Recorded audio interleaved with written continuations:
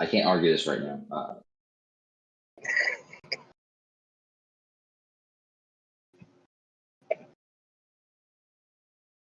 Your girlfriend doesn't want to see you get bodied, bro. She's looking out for you, dude. It's a good woman right there.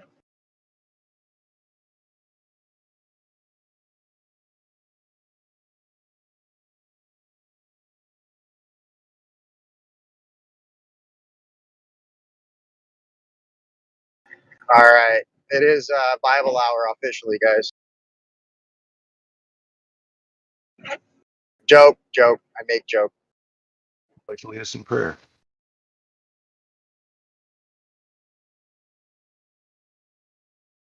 Anytime. Amen.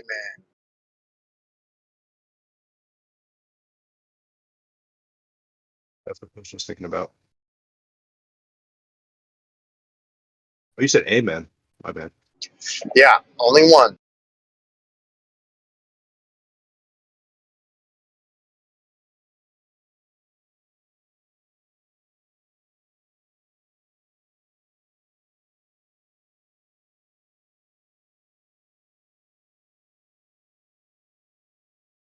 Yeah, I found the perfect source for you guys. Hold on.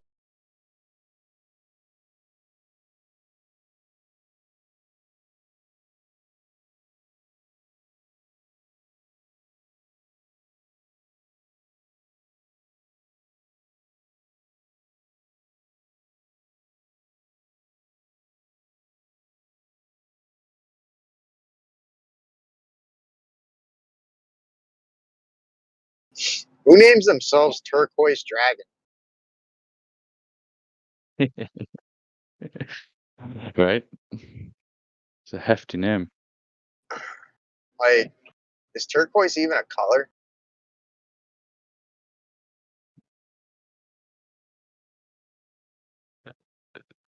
It's a mineral, and the colors because of the mineral. When I think of his name, I think of Will Ferrell and You think of Will Ferrell and what? Like Nighthawk or something? Starsky Oh, yeah. and Hutch. Oh, call me Nighthawk. Oh, 2 dragons.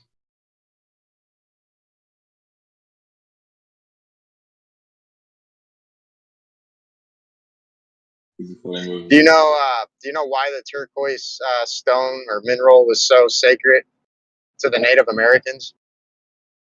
They made the dildos out of it. All right, dude, we're gonna put you on a timeout, Kosha. It's because they say that the realm they came from was that same color, like the spiritual realm beyond this realm. It has something to do with that. Like it's a reminder that of where they came from, essentially. That's what I heard. Yeah, Native it's Americans interesting too because it has like veins of gold in too. It's kind of like comes hand in hand with gold. And then it kind of reminds me of that.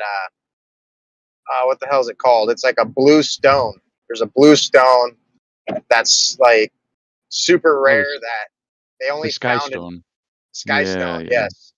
Yeah. And they found it in Africa, and they tested it and found out that it's like super high in oxygen or something rather, Yeah. and has Mhm. these like really weird properties to it. Yeah. What else? I've What do you know always been about that? suspicious of that one. Yeah, I've always been suspicious of that one because I don't know what came of the like lab test results at the end of it. It just seemed to be like a came and went, didn't it? But it seemed to be a pretty cool story. Well, did you hear like the conclusion made on that Sky Stone? That it was Nope. a piece of the firmament or something rather. Well, yeah, that's a theory. You like if there was a Right. barrier or external like container, then you know, where do the gems and minerals they come from? They come from above us, right? So Yeah. like Speaking of which, we're like in a big geo, basically, essentially. I just saw headline for a video talking about a meteorite that had gold within it. So yeah, I mean, there's who's to say, right? Where all this shit comes from. And like, if you look at all these like minerals and like opals or whatever, they're all like localities. Like there's Russian ones, there's like, and they're all just from certain meteorites that landed, or whichever. They're all like localized, so they fell down. The minerals.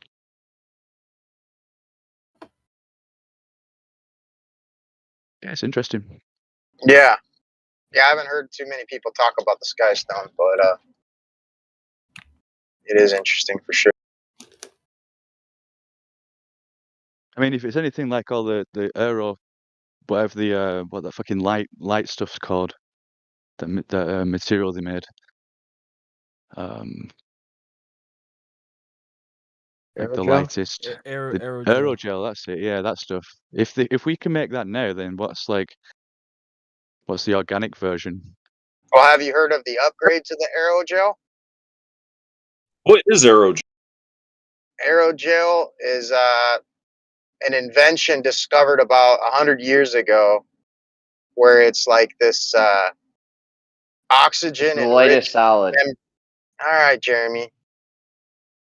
Go ahead, bro. Sorry. Fucking go ban you ahead. too with Kosho. It's a salad? Huh? It's a silica gel without moisture in it, so it's like very, very light, Like and it doesn't polystyrene, transfer much heat. basically. Yeah, Type of yeah. word salad. It's like a polystyrene, but like a transparent Did you guys hear the upgrade to the polymer or aerogel? something. Go ahead. It's graphene mixed with aerogel or something along those lines. I forget what they call it. It's like, but yeah, it's something along those lines. I posted a video about it the other day, but but yeah, this is supposed to be like the future of stuff.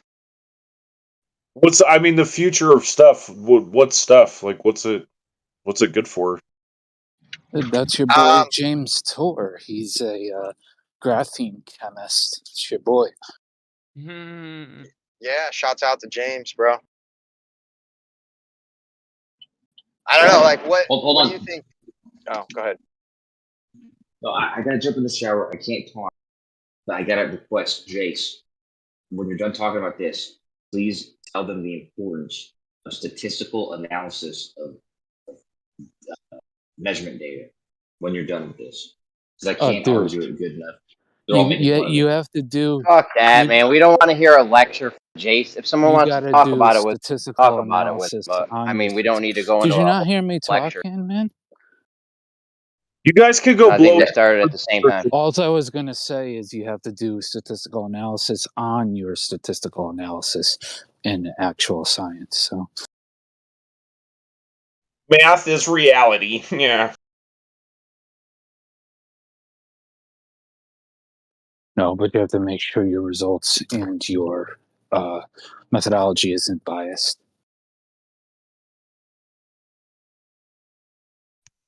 So what about the aerogel with graphene? So what's it used for? Yeah, do you have any input on that, Jason? No, I was just pointing out that that's your boy's field. Right. But have you heard about the graphene mixed with aerogel? Don't they use graphene for like really good conduction? It's like the nanotubes and stuff. They're able to like organize the structure of like really tiny things. Nanotube has got multi-dimensions. Graphene is single-dimensional.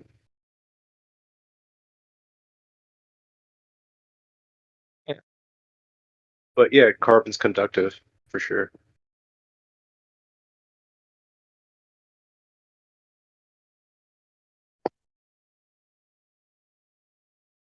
Types of carbon.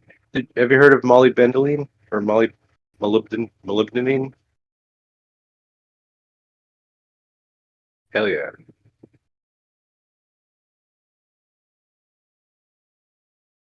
Are you talking to me, Snacks? I don't know. I'm just saying shit.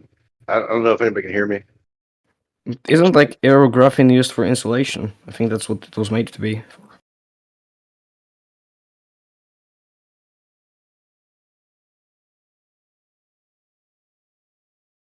Like, how do you make aerogels with you start with a gel, then you just dehydrate the gel? I think that's what happens. And then Yeah. you have It's a silica gel, but you extract the moisture, so you're just left with the like silica structure. It's very brittle, but yeah.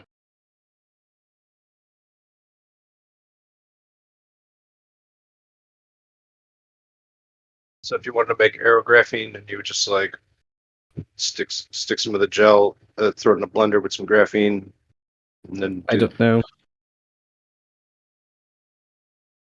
Mhm. I don't know. Maybe I can live stream that section of the video or something if you guys are like really that interested. I could source it and play it. We can find the Ken Wheeler channel ourselves.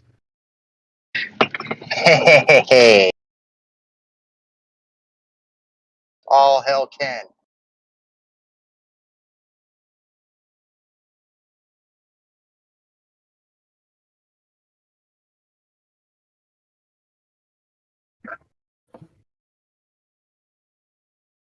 You guys know about pyrolytic graphite? That shit floats on magnets. Cool stuff.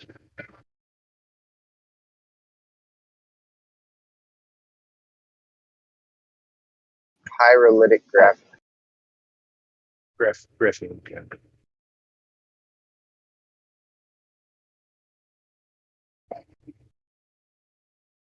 Do you know how graphene was discovered? Yep. By accident. Screw you. So yeah, I guess it was like they used Scotch tape to extract a very thin wafer of graphene, and yeah, I don't know. Maybe Jace can tell you more.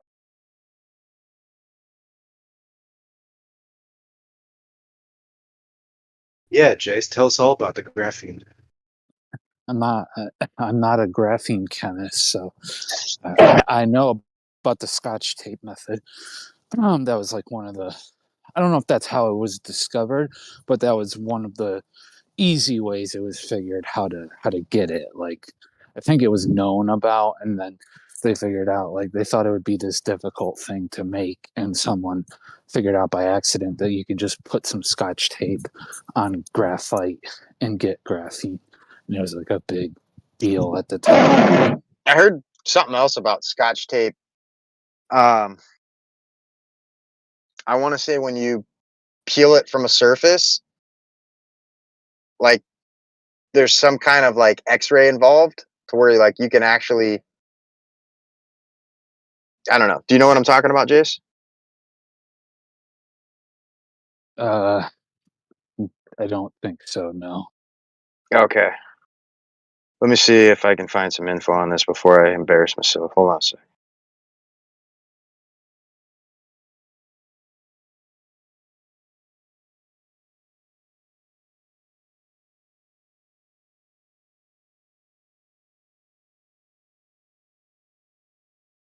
Okay, so I got something here I'm going to post. It says, is Scotch tape radioactive? Making X-rays from tape. It's about 5 years old, but I'm going to post it here if anyone's interested. But yeah, supposedly you can create X-ray with just Scotch tape alone. Let's see here. Post it to live stream text 1. There you go.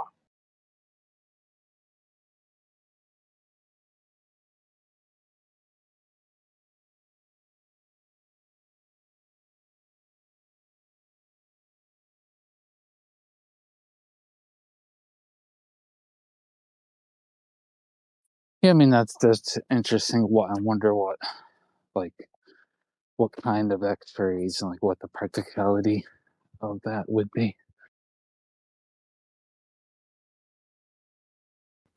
Yeah, I don't know that there's any like necessarily like a practical application for it, but I just thought it was interesting. And yeah, who would have thought Scotch tape, huh? I hear you.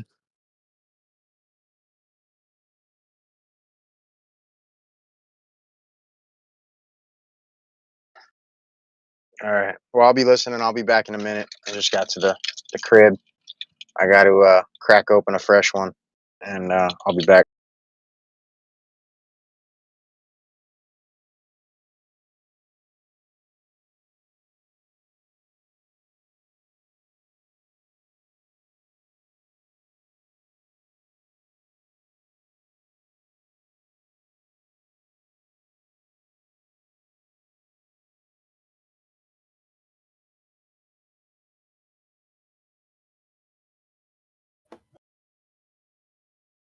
Way I found out how to make graphene though is you can just take a Kapton tape and a laser. It gets all crispy.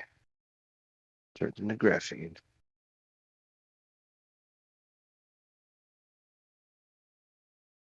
That's old hat, isn't it?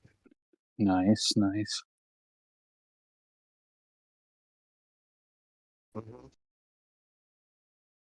Yeah. It's It, unfortunate James Tor doesn't make videos, about graphene chemistry, because that's what he does. Then we can actually learn some stuff about it from someone who actually works in that field. But instead, he chooses to make videos about origin of life, biochemical research, which is not his field. Interesting. Yeah, he's been doing some Bible stuff too, and he's kind of all over the place a bit. But I find him very fascinating and intriguing.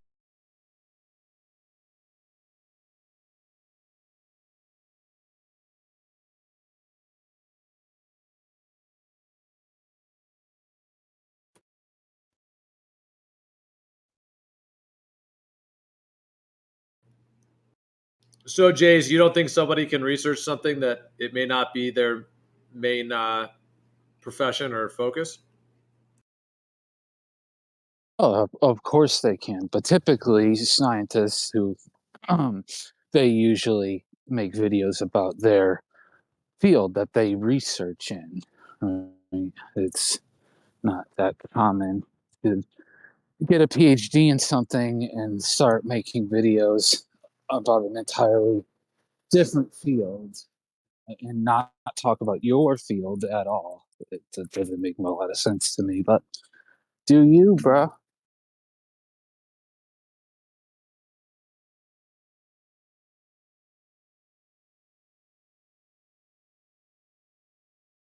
I just threw up in my mouth a little. How'd it taste?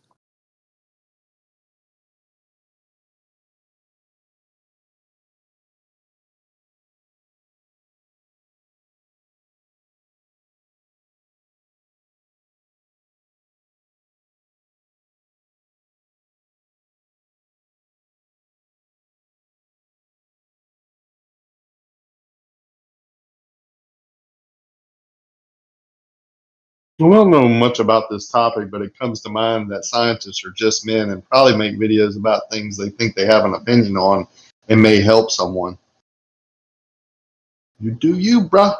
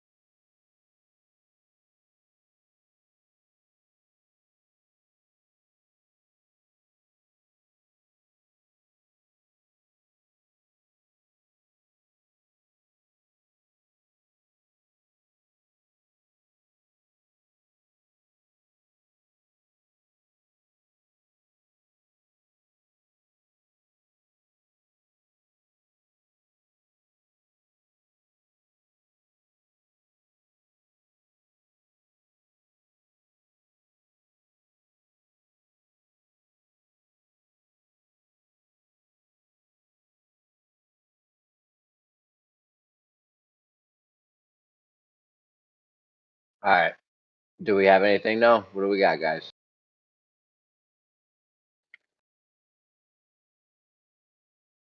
I found out that Muslims are more circumcised than Jews. I just found out today Muslims were circumcised. We found out that J-Ace is never going to make a video based on anything other than his current status of where he's graduated or what he's interested in, like, you know, where he works.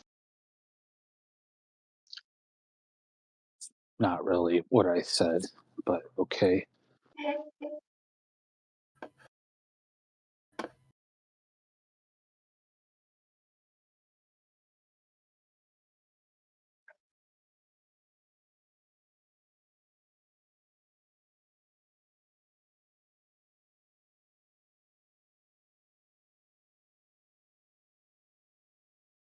Dan, do you have anything on the Hindenburg?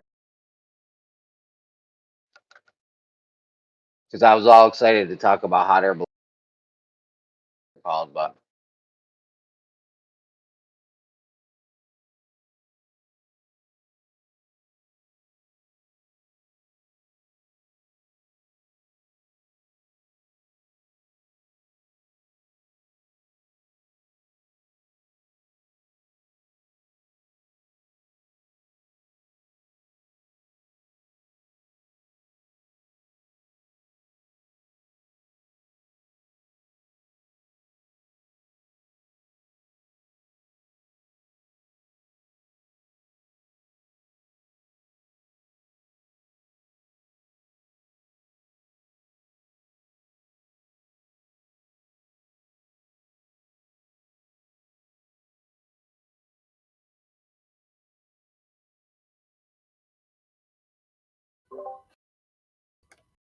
Man, the old Hindenburg was awesome, though.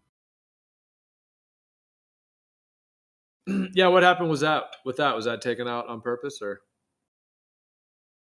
Hmm. was that a psyop?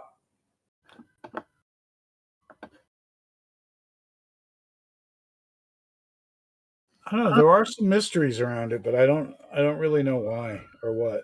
Like, I don't know who was. I think they did find a saboteur eventually on that one. I think I'm wrong. I don't remember. Remember that famous news guy, the clip where he's like, "Oh, the humanity." I love that. Yeah. I like to assemble those. Like the other one is "Down goes Frasier, down goes Frasier." There's like there's a certain sound bites that are going to be etched in history, and that's one of them.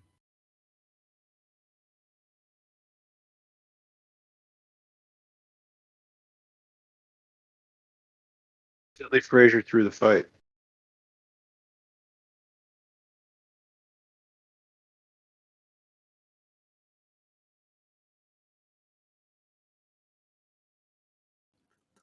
Wasn't there that idea that they didn't want us to keep using airships? They wanted us to transfer over to the airplanes and the military, the new military system. So the idea that they did the Hindenburg to strike fear in people to make them think that airships were not the way to go and airplanes are safer.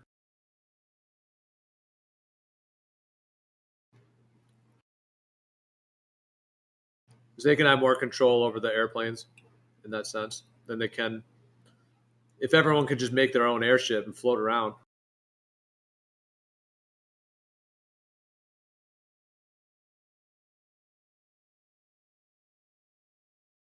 that's what I'm saying. Like, we can make an airship if we wanted to. I couldn't make a plane. You know what I'm saying?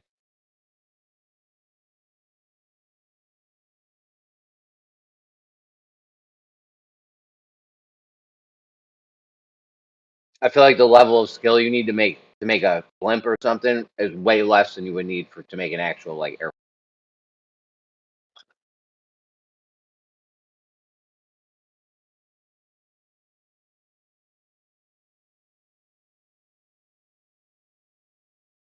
Well, and then there's even that idea that, yeah, they were just kind of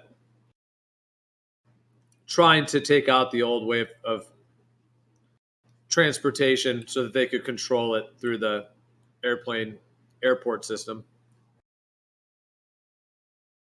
Plus, planes go a lot faster, so got that too. But just the idea that the Hindenburg event was actually purposefully done as some sort of an operation of sorts, similar to some of these other events like 9/11 and things that are done with an agenda and a purpose. It's like basically like news operas that probably do have casualties.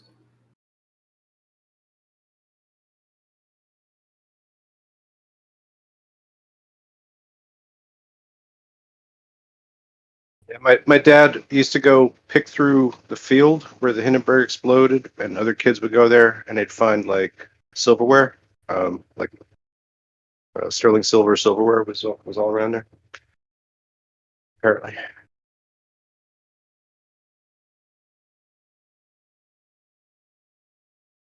To make the story spread far and wide, I guess.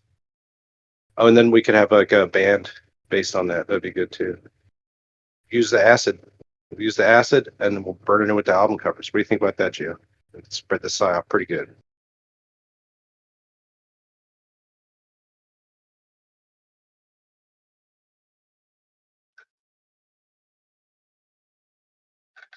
Yeah, make a psyop soup.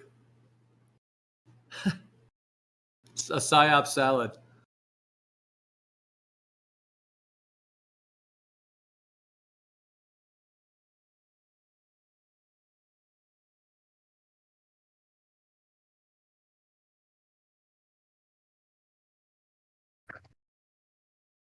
Yeah. Interesting. It could have made like some money go and get invested into air, because without modern air, we wouldn't have NASA then, probably, or the Air Force or that kind of thing. Yeah, it's the big airplane industry.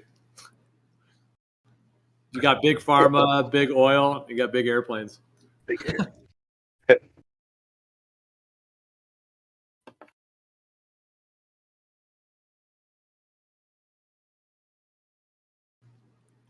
Big agriculture. But yeah, I mean the whole airline industry and how that links in with the military. It would make sense that they would want to downplay the use of airships, because with airships, if you could just float up wherever you're at and just start floating around, you're going to explore more of the Earth. And if they're trying to, especially if they're hiding what the Earth is, they would want it to be under a more controlled airline type system where you have to get clearance and etc. versus people just floating around wherever they want to go. Right, it was hydrogen filled, right? That's why it exploded. So, and then we moved over to this helium thing, and then NASA owns all the helium. So, yeah, it's weird. I think George Bush owns like 2 out of the 3 helium plants or something in the States.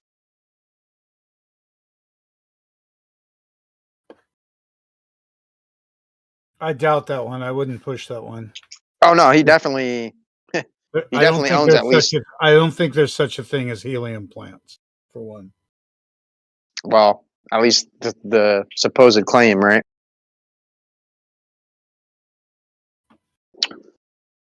So are you saying helium is synthetic or is it mined? It's harvested. It's not created. There's a limited supply. And is it harvested through natural gases? I don't know.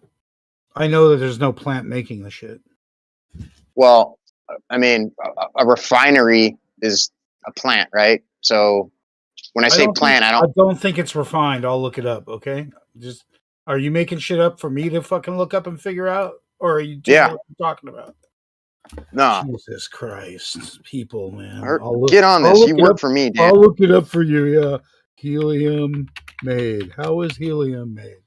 Okay, the world's constantly running out of helium. Helium production. Blah, blah, blah, blah, blah, blah. It's like oil. It's brought up from the ground. Oh, wow. Okay, here's a chart. Some sort of process, maybe. Refracted in plants. Right. It's mined and then further refined. I believe. I mean, You I'm might be just- right. It looks like there's some kind of process pictured here.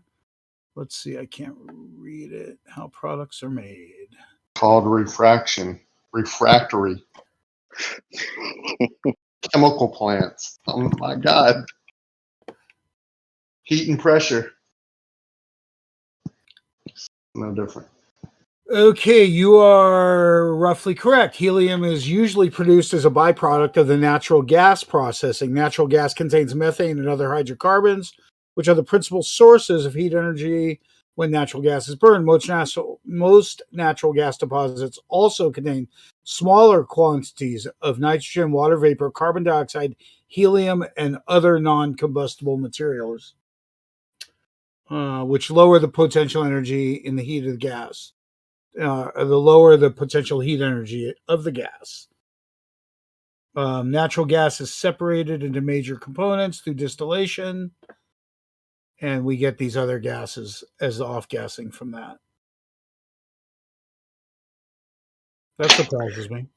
Oh, so they use fractal distillation in order to to enhance it or something, or to extract it in its purest form or something. That's interesting. Not to know what I'm talking about, it says all impurities that might solidify and clog the cryogenic piping is removed from the natural gas in the pretreatment process.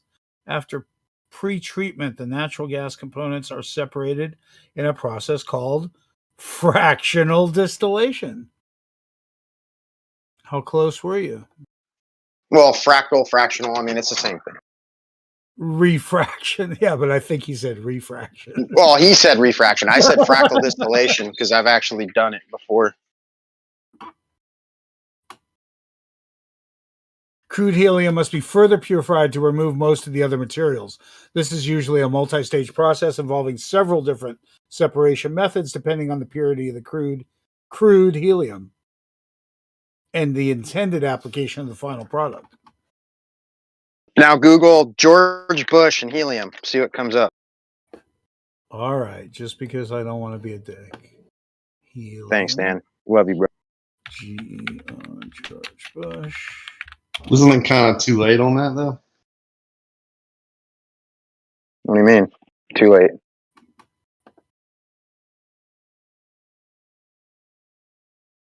On the being the dick thing.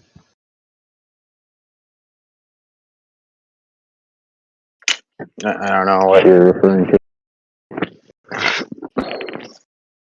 There is some huge resource stored in something called the Bush Dome Reservoir, but I haven't read about it yet. Probably a salt dome.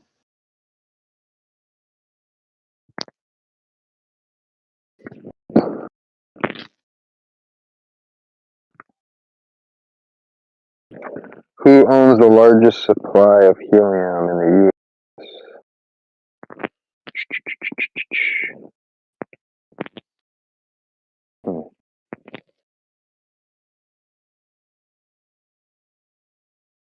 Got to be a balloon company, huh? It's probably related to Zapata oil then. Zapata. Helium Zapata. Parties are us. No. Some party supply store, or maybe NASA. I don't really see this Bush connection yet, but natural gas is also an off product of oil drilling. So by definition, they'd end up with helium as well. Yeah, Bush runs all through Texas. That's where he's from. But Texas, Louisiana, Arkansas, the offshore, Saudi Arabia. The Bush family is everything to do with every chemical process that has to do with crude. Yeah, I'm pretty sure I was correct that Bush, or at least the Bush family, should I say, owns the majority of the helium processing plants in the States, and the States is actually like the world's supplier, or at least the largest provider of helium for nearly a century. And Yeah. crude oil is called crude because you have to refract it down to get better oil or better diesel or better fuel. Or it's just a refractory process. The more you have to refract it down, the more crude the oil is to begin with. That's why Saudi Arabia can make so much money, because their oil is like, like 10 times better than ours, basically, when it comes out of the ground. It doesn't have to be refracted as much, so not as much money spent per barrel. I mean, we still use all the byproducts though that we when we like refine it. Like that's how they get that's how they get diesel. Which has always boggled me on why diesel's generally more expensive than gas when it's less refined than gas. Well, it's supply and demand, but diesel is just another form of fuel. It's just not refracted as much. Same thing. Comes from the same oil. Yeah, no, I know. I'm just saying that they use all the byproducts, when doing that process for other things. I mean, that's how we get like a large portion of our chemicals, like bleach and all sorts of stuff. It literally comes from the crude. Yeah, well, the thing is that what makes it different is just like the way the formation is and how the oil comes back, right? Like if you're in Canada and you're getting sands oil, it has like tons of like pith and crap in it that they have to get out. And then like West Texas has like, yeah, it's just like not as good as quality. And then like Alaska has like mainly sweet crude, which is better than all of it.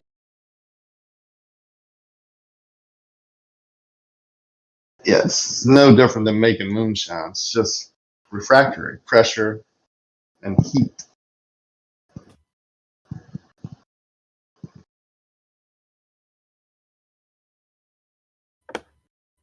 And I'm going nuts because I remember when they first started talking about fracking, they said that they're going to increase all the production and all the old wells, and that the off product would be a shitload of natural gas.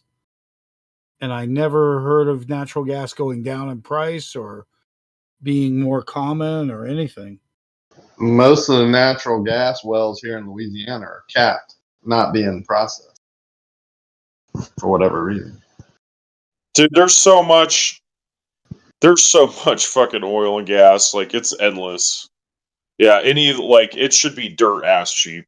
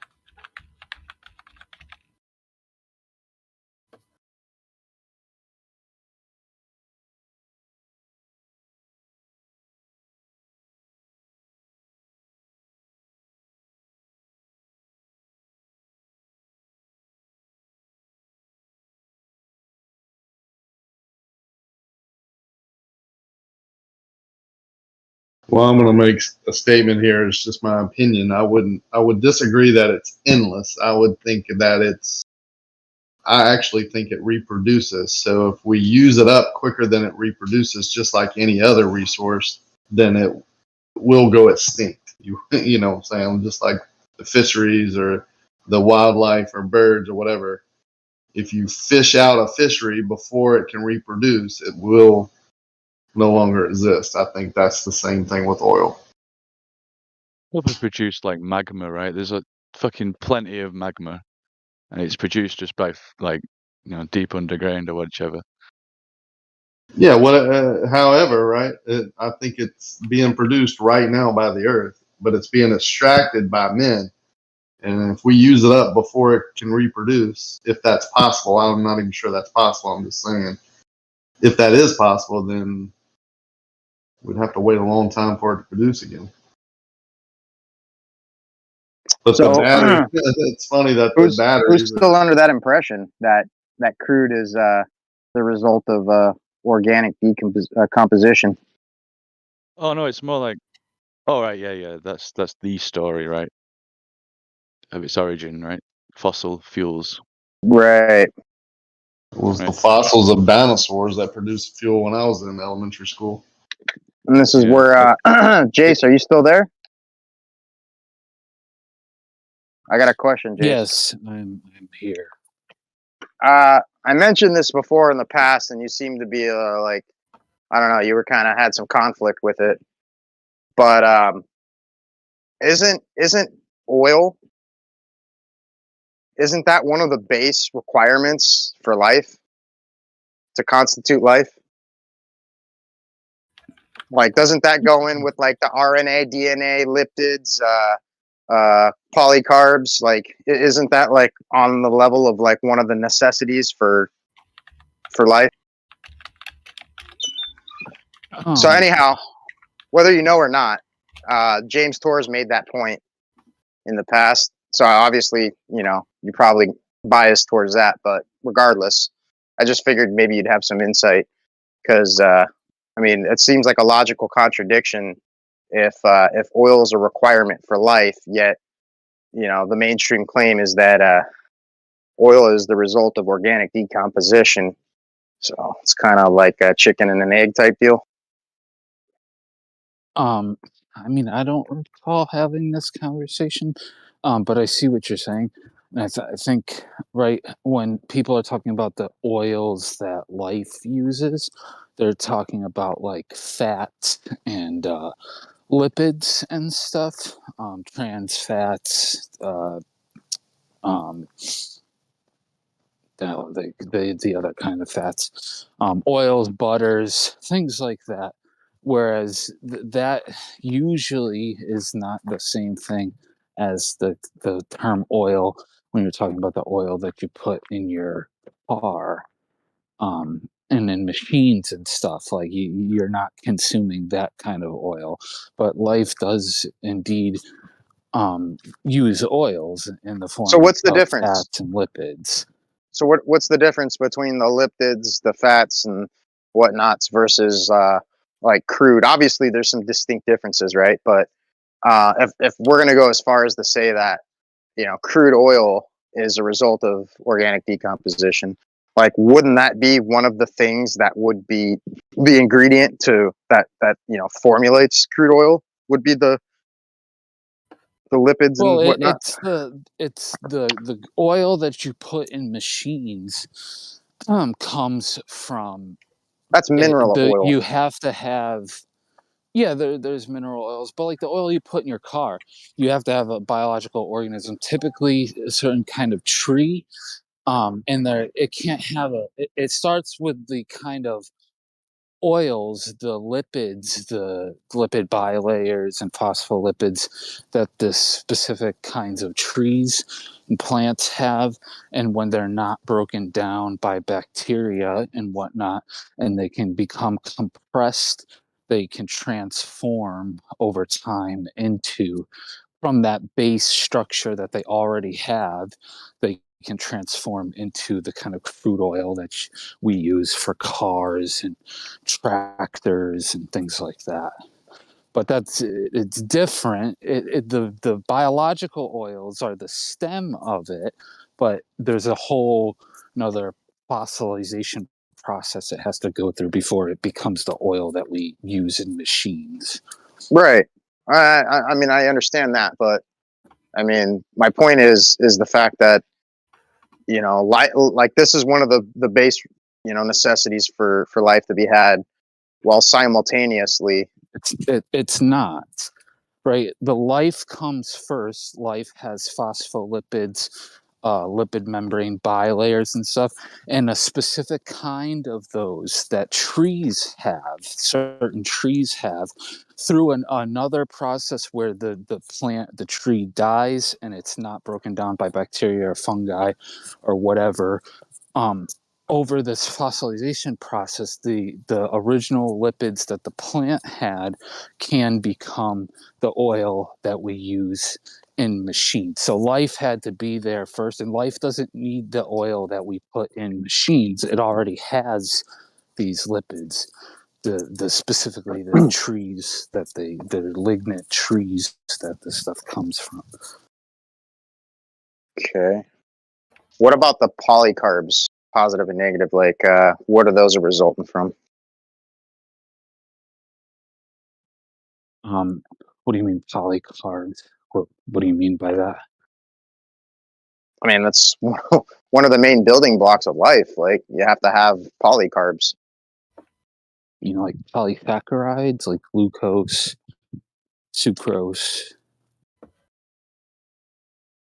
Glucose is the monomer of the sucrose, polysaccharide. But those would, right, the prebiotic routes usually come from things like the Formose reaction and stuff like that to form those.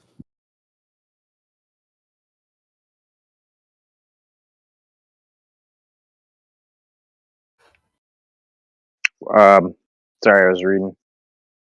What'd you say? The prebiotic routes for polysaccharides.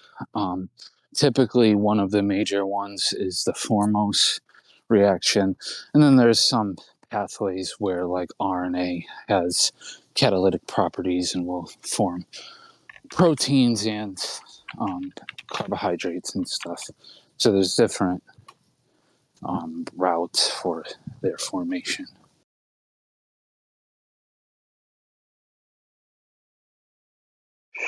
Yeah, I'm just not educated enough, I guess, really, to have like an in-depth conversation and back and forth on it. So, but yeah, that's kind of how I interpreted it. Like, so could be misconstrued of info, but I'll have to further dive into that at some time and see what was actually being said.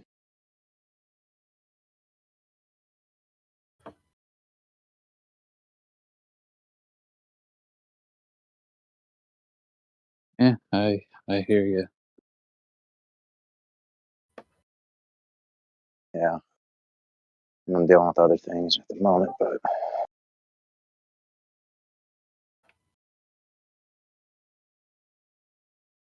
yeah, it's unfortunate, you know, like it requires like so much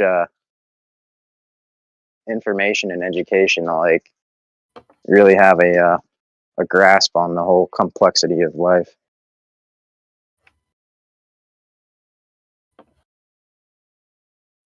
Yeah, it's biochemistry, molecular biology. Well, I'm just saying, you know, for never having taken those classes or gone to college really other than a semester or two, like, you know, it's kind of hard to interpret things to a degree. Yeah, definitely it will be.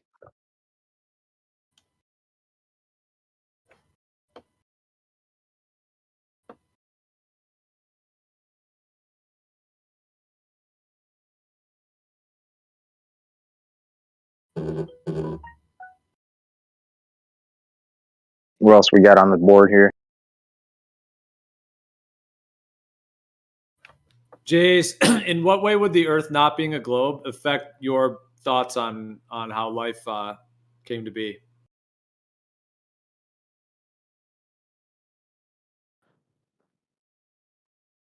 I don't know. Right, I would consider those kind of two different things, I guess. Right, without evidence that life came to be a different way. I guess the only thing I could do is just look in. You know, I'd have to look into it a bit harder. with a bit more rigor, I guess, just to make sure that if we're lied to about the globe, that we're not being lied to about that. Yeah, it's kind of what I like. How much does the globe the globe dependent on all of that for you? I think in no way, right? Like I make no publications about the globe. I do make publications about biology and life and the molecules it uses and stuff like that. But that's all, to me, professionally, that's all independent from the globe. I'm not a physicist, I'm not a geologist. I'm not doing professional research and publishing on those topics. So they would be two separate things requiring two different lines of evidence for falsification, in my opinion. The people making claims about life and biology are a totally different group of people than the ones making claims about the globe in a professional capacity.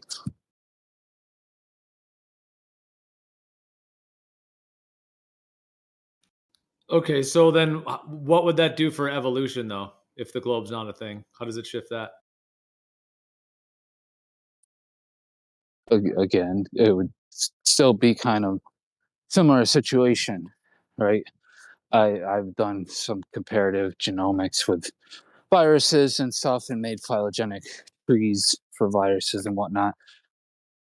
But I don't make publications about the globe, right? I'm just focusing on that. So to me, it's completely independent from the globe. No, yeah, I hear you on that, but I'm saying what would the implications be for a lot of like other parts of the system and the models that are part of like everything that plays in between biology and the claims of evolution. Like I realize they're in separate categories for you in that sense, but I'm saying how would that like shake some of the underlying foundations or axioms of the kind of lineages that you're a part of in that sense? Yeah, I mean, it would be interesting. Right? We'd definitely have to do some investigation of the whole globe thing. I guess as far as biological claims, I personally, I would just do some double checking, just making sure that I've totally verified that they're correct and that I'm not being, misled or lied to about that.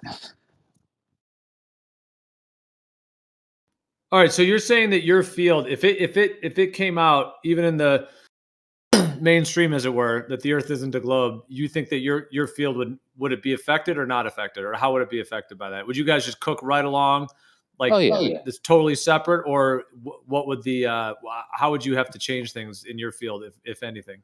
I don't think much of anything would change. The group of people making claims about the globe are not in my field. They're entirely different group of people. So just the field, I don't think really would change at all because we're making totally different claims. We're making claims about biology. But personally, I would just want to double check things that I've been taught that I haven't already verified for myself.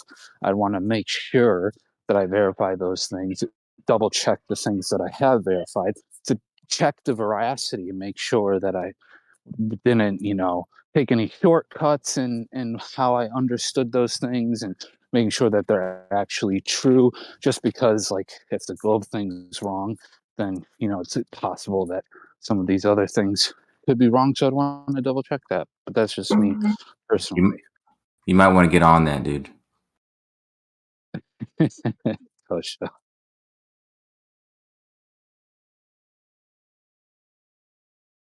Yeah, no time like the present to get started. But yeah, well, but wouldn't you want to also do that now? I mean, wouldn't like because if you're saying that's something you would do different, but wouldn't you want to do that now to have verification? Because yeah, I do think it's a huge wake up call for like what we take as assumptions. Well, right. There's so much knowledge and stuff out there, right? If I was to just spend all my time verifying everything again, right, I would have no time to do the actual new research that I publish and stuff. But if it was to come out that the Earth wasn't a globe, then I do think that would warrant putting new research on a halt for a short period to just double check on the things that I was taught during my degree that maybe we didn't verify in the lab, and the things that I did verify in the lab, double check those just to be sure. But right, that would be dependent on the whole globe thing not being true, would warrant that kind of investigation. You run the risk of duplicating efforts, right? Like, which is going to take away from your, efforts where you'd want to put them. Yeah. But I think the larger point of what Jay's saying is Jay Ace is saying is a good point in terms of, because I kind of have thought that would have to happen in virtually every field. Like, it seems like that might be the main theme of the whole era, or at least a part of it in terms of within the actual scientific fields. Because, outside of the whatever other political, financial, spiritual, there's all the other viewpoints, components of this, of the cosmology and how it links into all of that, how it links into everything. But in terms of like in the actual scientific progress side of things, I would say what you're saying would be the case in all fields, that virtually every field would have to say, okay, if the globe thing at that size was actually a deception, of course, it is a huge thing. The Earth is large. Not everybody can figure that out. Most people are just getting up, going to work. The sky's above them. The ground's under them. They're walking around. Up is up, down is down. They're going to their life and doing their work. And like we all are, we're all living in a pretty similar. You have like the XYZ axis. Things fall, things rise. You have left, right, forward, back. And we traverse around this world and we do our thing. So most people don't have the tools or the wherewithal to go out and measure the Earth themselves or to do all that. So obviously it's something that that not everybody can focus on in that way. But I think what you were saying about like having to relook at everything is that I would think virtually every field would have to sit and say, okay, what else have we been assuming that may also be wrong? Or what else did we not fully check ourselves that could also be, it could have been some misleading? Because if there was a misleading on the globe on that level, it seems like it would open up a huge can of worms for just a higher level of discernment, with what we're actually accepting, and maybe a more of a questioning of the authority by which certain information is claimed to be the case. You know what a good thought experiment is consider, first of all, everybody imagine you believe in the globe model. Okay. Now imagine that tomorrow we found out that at 500,000 miles above the Earth Earth's a globe, but there's a dome that exists up there. There's a dome that exists 500,000 miles above the Earth, and that's the extent of the universe. And all the stars and everything exist on this sheet, and they move around and, whatever. But that's all that's changed, is the Earth and the moon are still, the way we thought they were, but there's nothing outside of that. It's all just a sheet. That would be pretty paradigm changing. It would be a big difference in what we currently think we know and everything. But what would that change as far as almost every field in science and anything? It wouldn't change really any field other than astronomy and cosmology, right? Like everything would basically be the same still. Well, yeah, it shows you how much the globe's not needed. Oh, it'd still be a globe though, so that's the point. But my point is that I think that's what Jay's saying is that most like it'd be erring to know that something was wrong, that you got something so big, so wrong, and it's much bigger than just the Earth because the entire universe. But at the same time, the consequences of that, the only people that they immediately would disrupt is like cosmology and astronomy, and then people's current and certain physicists, thinking of how certain things work and stuff like that. But yeah, What might mistakenly prove that the Bible is also correct. So, it changed that whole outlook. Yeah, there would But be, there'd be religious implications probably too. That, yeah, something like that. Yeah. But I think it would change more if you change astronomy and cosmology. You change a lot of how science views things, and the distance, the speed of this, and the distance of this changes. It changes a lot of science. The overall basic structure of things, science wouldn't change that much. You still have the cycles and everything that you have now.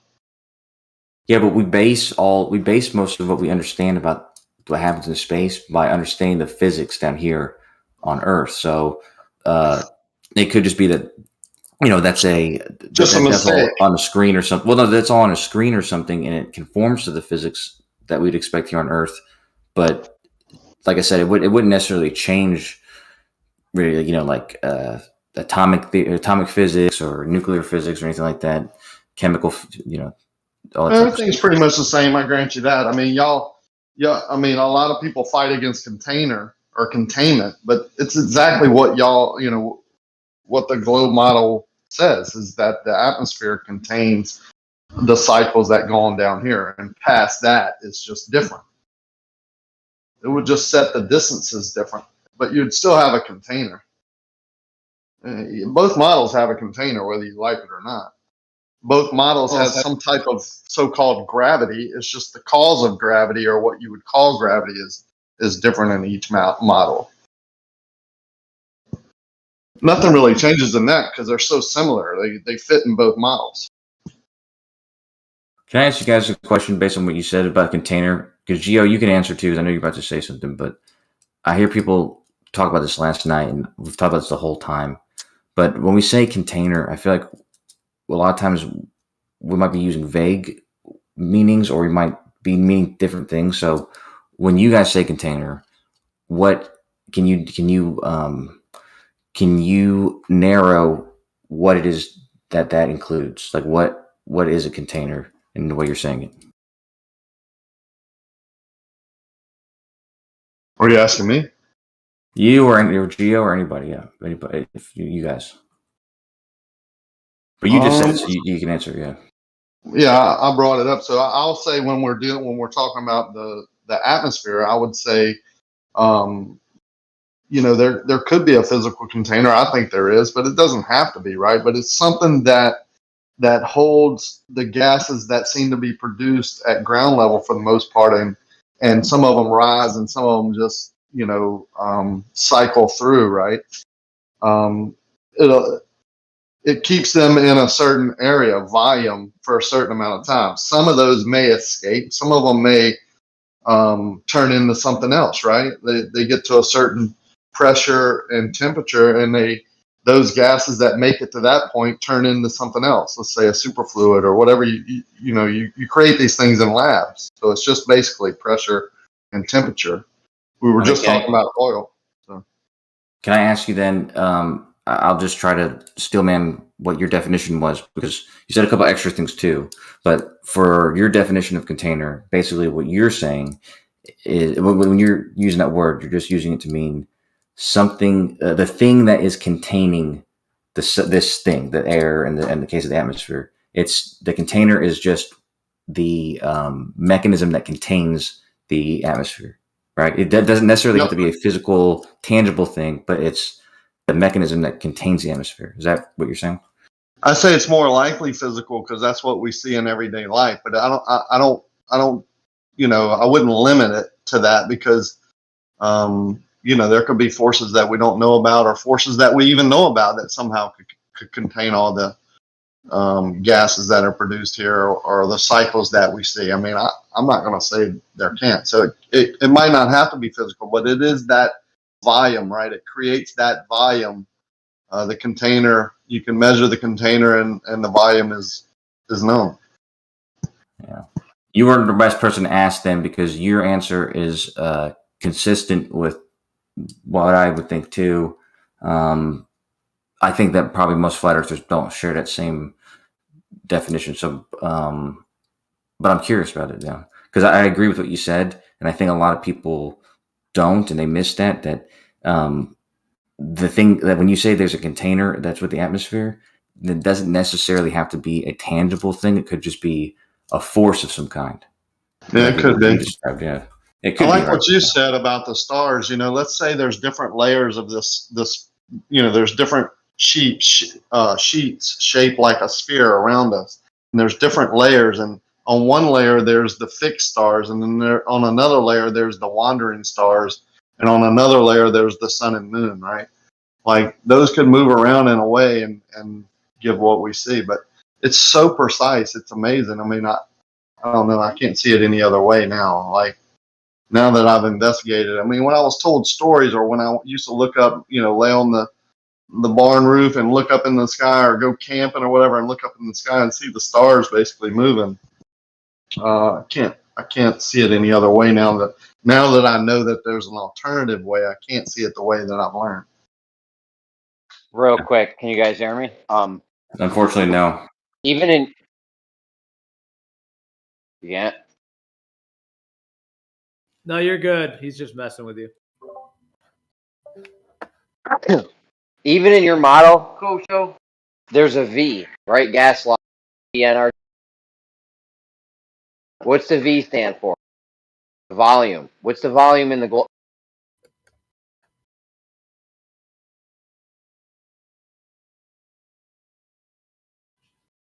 Sorry, excuse me. I was opening the fridge. You must be talking about the ideal gas law. Ideal gas law, right?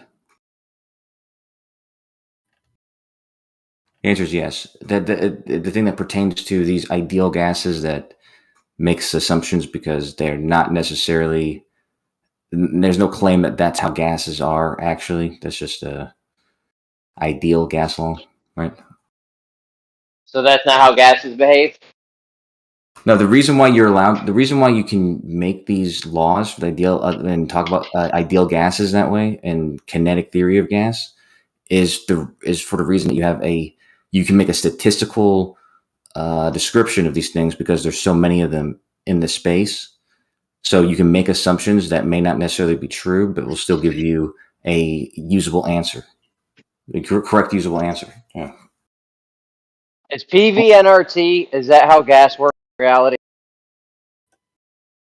Only JC, for take this one. low temps, high pressures, then the certain gases can you can model them as an ideal gas, but the atmosphere certainly is not under the ideal gas conditions. You have to consider the atmosphere a real gas, and that's why there's things like the exponential model of the atmosphere, which takes into account the kinematic theory of gases along with other thermodynamic principles of energy exchange and elastic versus inelastic collisions and all these things that real gases you have to consider.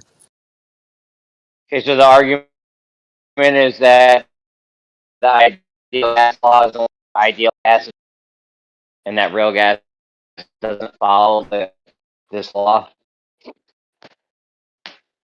Yeah. So just so you're clear, That's just so where you we're going. know, you broke up a slight bit, but I heard what you said, just so you know. But yeah, the point that I made already is the same point I would repeat back to you, which is that ideal gases apply only in the cases where you can use them. When Jace is saying that the atmosphere can't use them, makes a lot of sense because it's not even close to an ideal gas. In most of the atmosphere, I mean, a lot of the atmosphere is not even gas. Some of it's liquid, some of it's particles. It's not a. It's not that you can't use that formula there. Ideal gases make assumptions about what gases are, and a lot of those assumptions are just plain wrong when you when you get down to it. They only work because they're statistically accurate, right? Or they give you the correct. So the ideal gas law is accurate for how real gases act. At a macro scale, in some cases. You know, the ideal gas law makes the assumptions that the gas particles are perfectly spherical and they have no interactions with each other and they're not at a significant distance close to each other. Like it considers them far apart, so they're not interacting right? And that only applies for real gas when it's at low pressure or high temperature. If the real gas is not under those conditions, like in the atmosphere, then you can't model it as an ideal gas. You won't get accurate results. We'll do this later, Coach. I'm not trying to hear no. We'll do this later.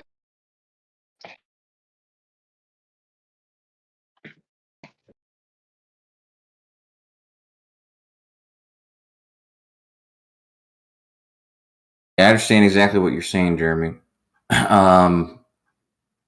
Word for word, what you're saying. However, just go back to what Rakia was saying. I can't remember how it got into the ideal gases. You said. Oh yeah, right. Rakia, you said that model you talked about with the different spheres. You know that. I mean, I'm sure you know this already, but that's a classic model for cosmology, right? Like the one with the Earth in the center, and then there's different spheres. I think one for each wandering star, and then one for all the rest of the regular stars. I don't know. I forget what that model, but I forget whose model that is. But it's an old Greek model.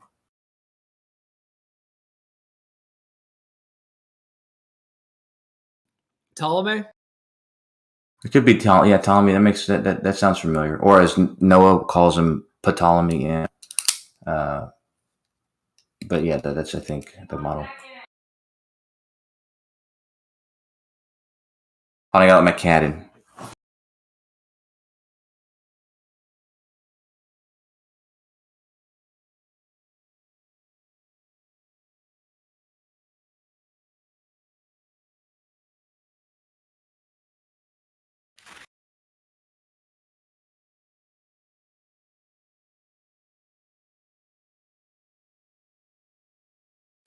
There's a lot of different models and cosmologies in that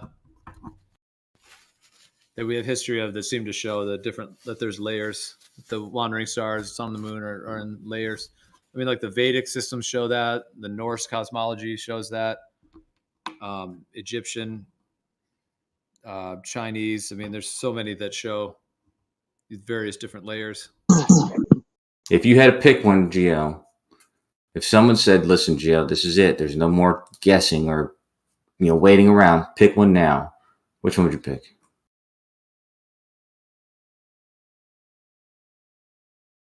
What do you mean? Time's up.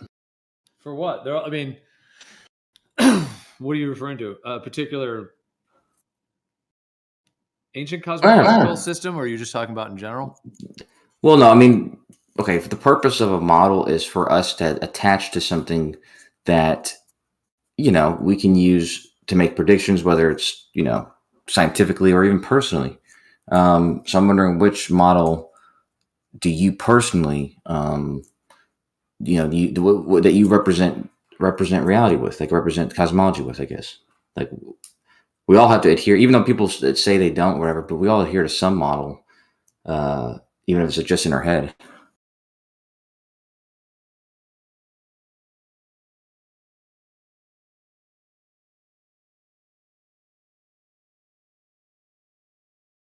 Well, there's certainly a lot more to discover because we've been shut off from so much in today's world. So I think there's a lot more that will need to be done to really start to get, if that's what you're talking about. If you're talking about like a physical type model, like a perfect layout in terms of like the correct map and all that, or no, the way I'm using the word model in the sense that in your head you have a model of a woman, like you have an idea of what women are like, what they do, what they're made of, how they act, this kind of thing. You have a model for anything that anything that somebody brings up a car. In your head you have a model for what a car is, how it works, and that kind of stuff. And so like when we talk about cosmology, I have an idea. When I think about the stars, I have an idea how it operates, how it works, where they are, what their relationship with us is, and distances and all that kind of stuff. And Rakia brought up a model, which we said was Ptolemy's model, and I'm just wondering which one which one, when you picture the sky, like which model is the one that to you is when you are currently attaching to your description of how it works?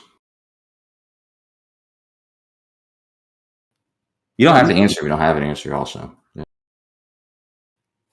All right. Well, I mean, but you're asking me directly, like my. Yeah. I'm just curious because you said about all the different models that exist. Yeah. Yeah.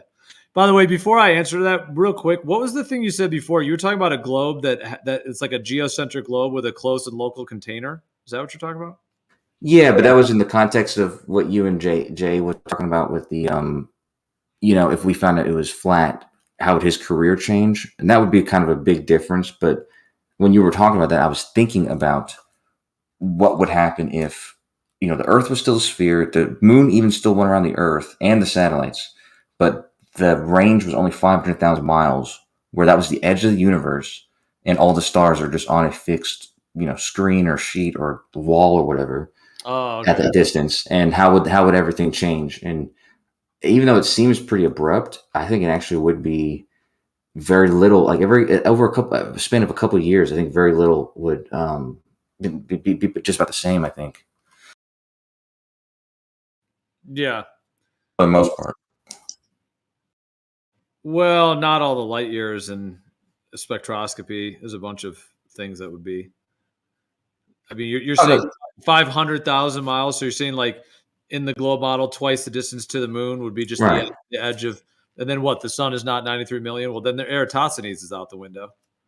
Sticks, No, everything goes. no. That's what I'm saying. When you really think about it, none of those things. There's a couple of things that go, like the missions that we sent past the moon, obviously, but things like the Eratosthenes, all the Eratosthenes requires is that the sun's rays come in as parallel as they do, and we can confirm that that's the case, whether or not the sun exists or doesn't exist, or is a figment of the sky somewhere, or it's actually what we say it is. You know what I mean? Because it doesn't depend on how far it is. It just depends on the angle of the rays that come in.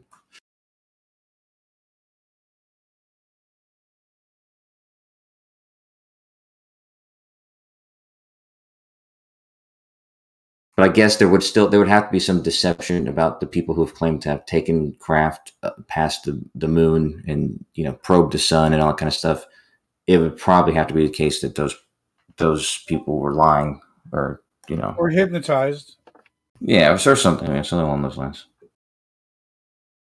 Hypnotized seems kind of far fetched, but yeah. Really? I mean, if you're on all those test missions and you're sleeping in a capsule for days at a time, and all these simulations, I don't see, between drugging and simulation, I don't see how they could know where the fuck they were. Dude, you should see this one thing that Darren Brown did. It's called Hero at 30,000 feet. And he transformed this dude's life over the course of a month or two, without him knowing that he was doing this. He was doing hypnosis on him, all this shit. And he was afraid of heights. And he put him on a plane, a real plane. And then he hypnotized him. Like the plane, it looked like the plane was going down. Everyone was actors though. And then he hypnotized him, put him out, and landed the plane, and then put him in the cockpit of a simulator to make it seem like he was still on the plane, and he had to fly and land the plane. It was the craziest thing you'd ever seen, dude. Sounds scary. Yeah, it does sound scary. It's crazy the shit that British people allow Darren Brown to do. I don't think he can get away with it in America. Anyhow, we're off the beating path now. I asked Gio about a model. And Gio, actually, it doesn't seem like you want to answer the question, so I don't want to put you on the spot. I was just trying to make conversation. But back to the thing about the container. I mean, do you have an answer for that, or you, Dan? What is a container? Well, yeah, like what? It does. Like, what do you mean when you define? If it doesn't have to be airtight or watertight, it could still be a container. So, my question is, how do you define when we're saying it in the way that flat earthers say it about the atmosphere? I'm saying how do you define the word at that point?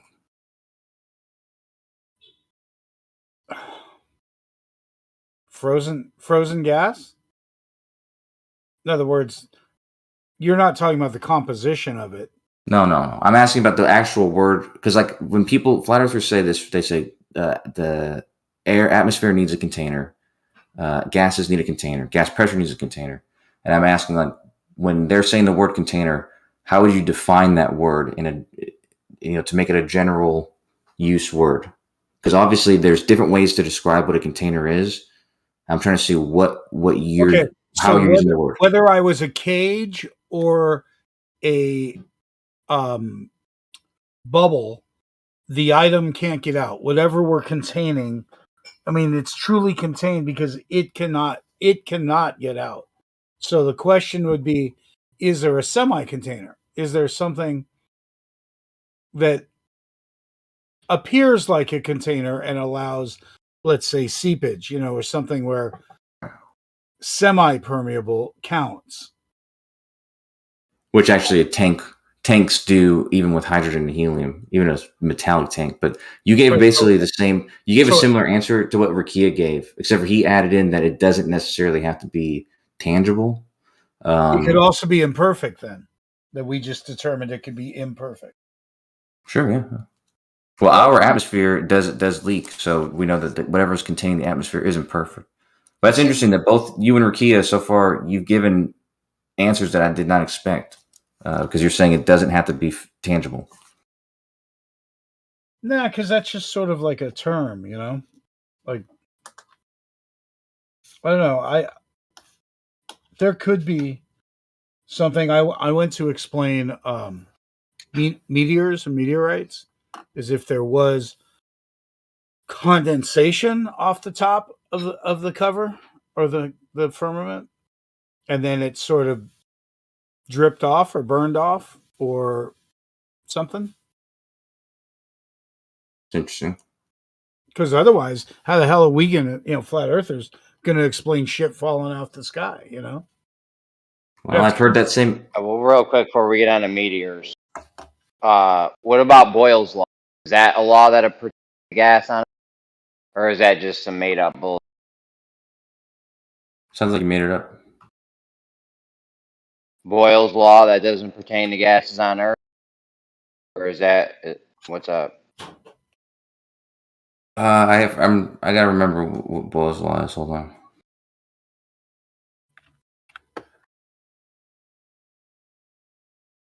Oh, it says that pressure and volume have an inverse relationship. Boyle's law really seems like it's a part, like it's already expressed in the ideal gas law.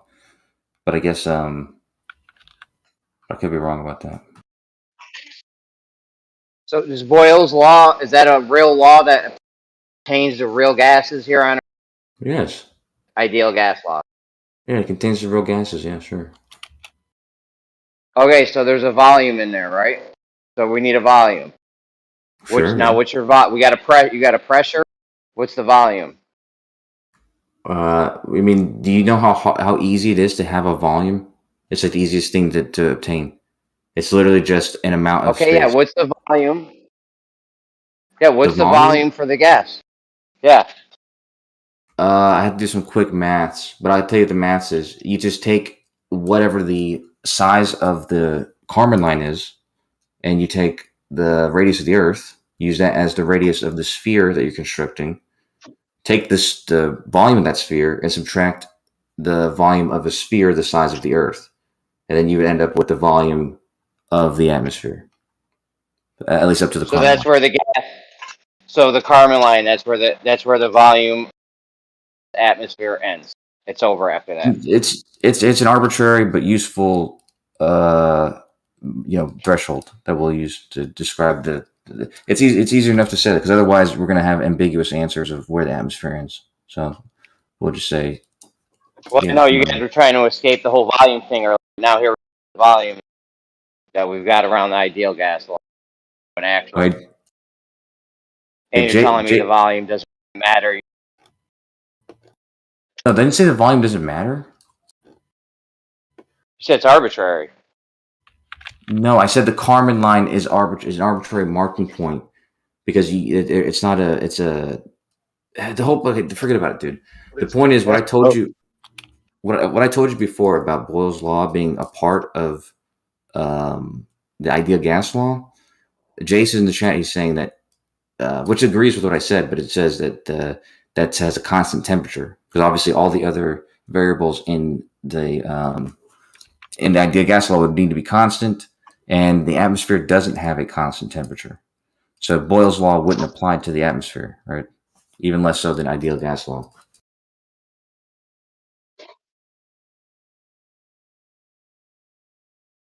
Sorry, sir. You know what's interesting about the atmosphere is it changes volume all the time.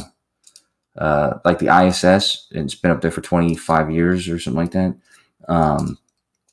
It has to change its altitude by like 50 miles, a range of like 50 miles, based on the current state of the atmosphere, because temperatures can actually make it expand and contract, basically, because of what we're talking about. I thought that's interesting.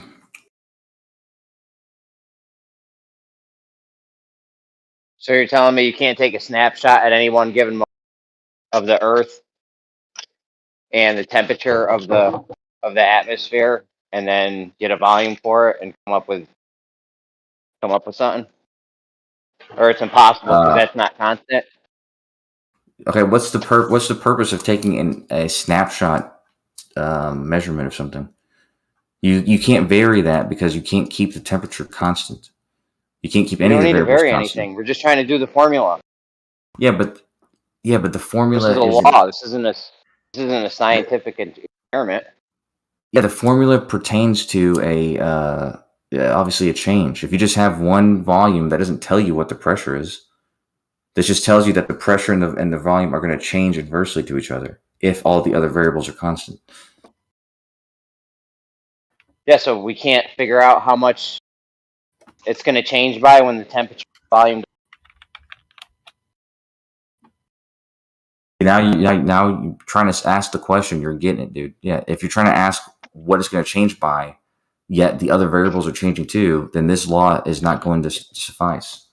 You're going to need. So there's no law that pertains to gas on Earth, real world. No, Jace told you a law. He said like the exponential. Dude, I don't fucking listen to whatever. Jace. If I want to hear a Well, that's your condescending problem. talk to me, I'll call my dad up. Well, how do you know Jace isn't your dad? Ooh. Well, Jace is a lot younger than you, I think. But regardless, you'll learn a lot by listening to him. So, Okay, but in the meantime, there's no gas law that pertains to gas here on Earth, real world. It's a good question, but what I just told you was Jace had brought up a gas law or a tool that works for the atmosphere. It had to do with exponential something or other. Maybe he'll tell it to us. Hold on. Yeah. So he says the ideal gas law is just a combo of Boyle's and Charles and Gas-Lussac's and Avogadro's law. Bunch of weirdos. And the assumptions of the ideal gas law, they're simpler laws by the atmosphere. He says you have to have a model of the atmosphere that's more complex, using combination of kinematic theory of gases and thermodynamics. And something like the exponential model of the atmosphere incorporates. So it's called the exponential model of the atmosphere. So now you know that's what you use. Exponential model. And there's no V in that? There's no B in that? There's no Why V? do you need a B? No, is there a volume in that?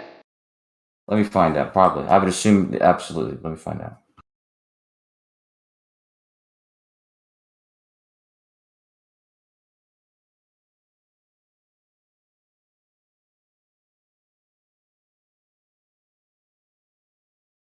Typed it in.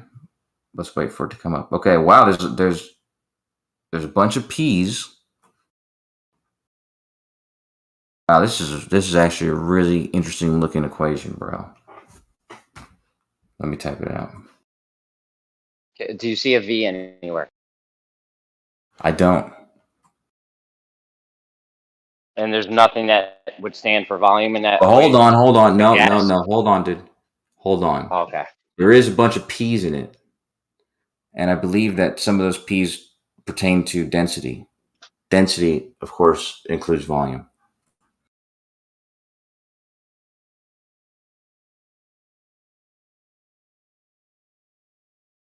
There you go. There I go. What? Is there a V in it or what? I just gave you the answer. I just said that there's density in there. Okay, so when we do that for Earth, what's the volume? Hold on, man.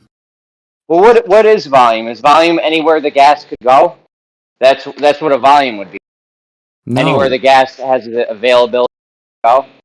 Yeah, well, no. A volume is any amount of space.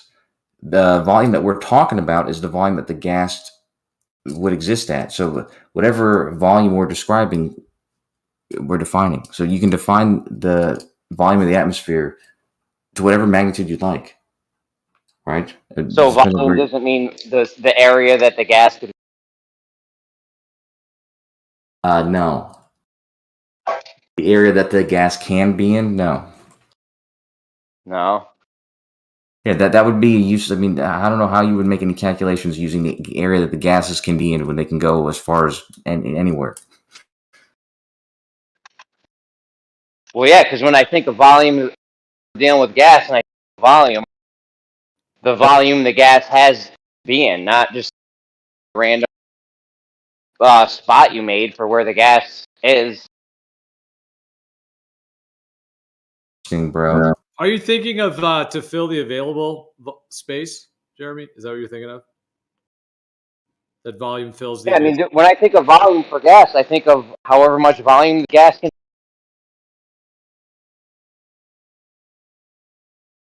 Oh. So check this out, dude. In this law, there's a substitute. See, Jace is probably telling me this in the chat. I just hadn't been reading it, but because I'm reading this thing online. But it says in this thing I just read that part of this weird equation I wrote down is like a substitute for Boyle's law. Actually, Boyle is the one who came up with this, supposedly. But it's not called Boyle's law. It's interesting.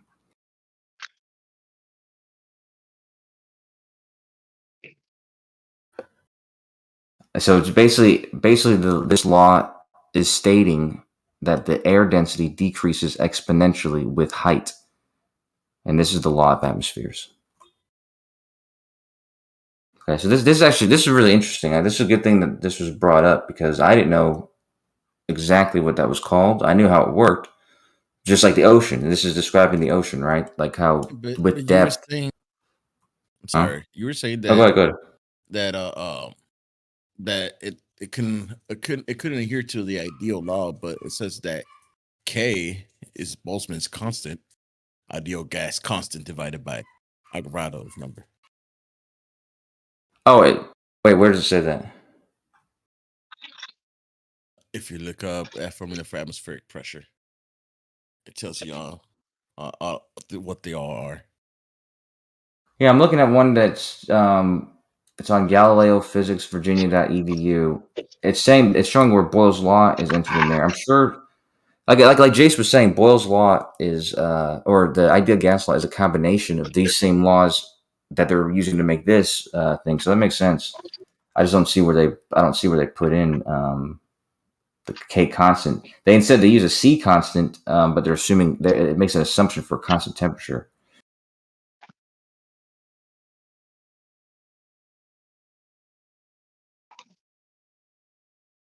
So it doesn't look like this is a very dynamic equation because the C is constant, but I think there's a way. Okay, yeah, so there's a way to have a changing C. Okay. I mean, this is all pointless if you're just going to say the V is just some arbitrary line that you. No, I didn't say that. Can be in. The V is accounted for in this. Take my word for it. It describes the density. Okay.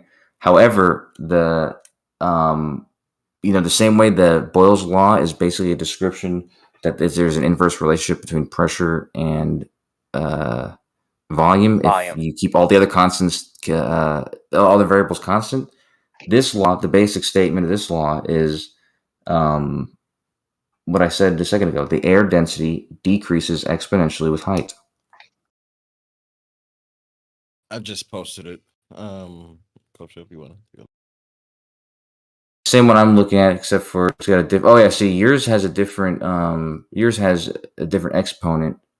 Mine just has a negative c gh as the exponent. Yours has negative m gh over kt, which is interesting. I wonder if that's that's that probably is for a varying, varying temperature. Let me see what Jace is saying in the chat because he's not saying anything, but he might. Let me see.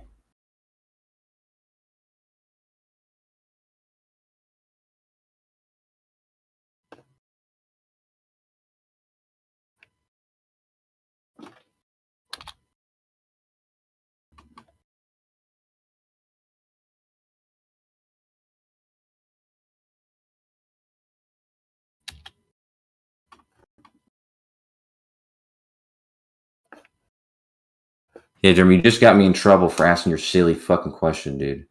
Because I tried to answer it. The last time I do that for a little bit, dude. Who'd you get in trouble by? Your girl?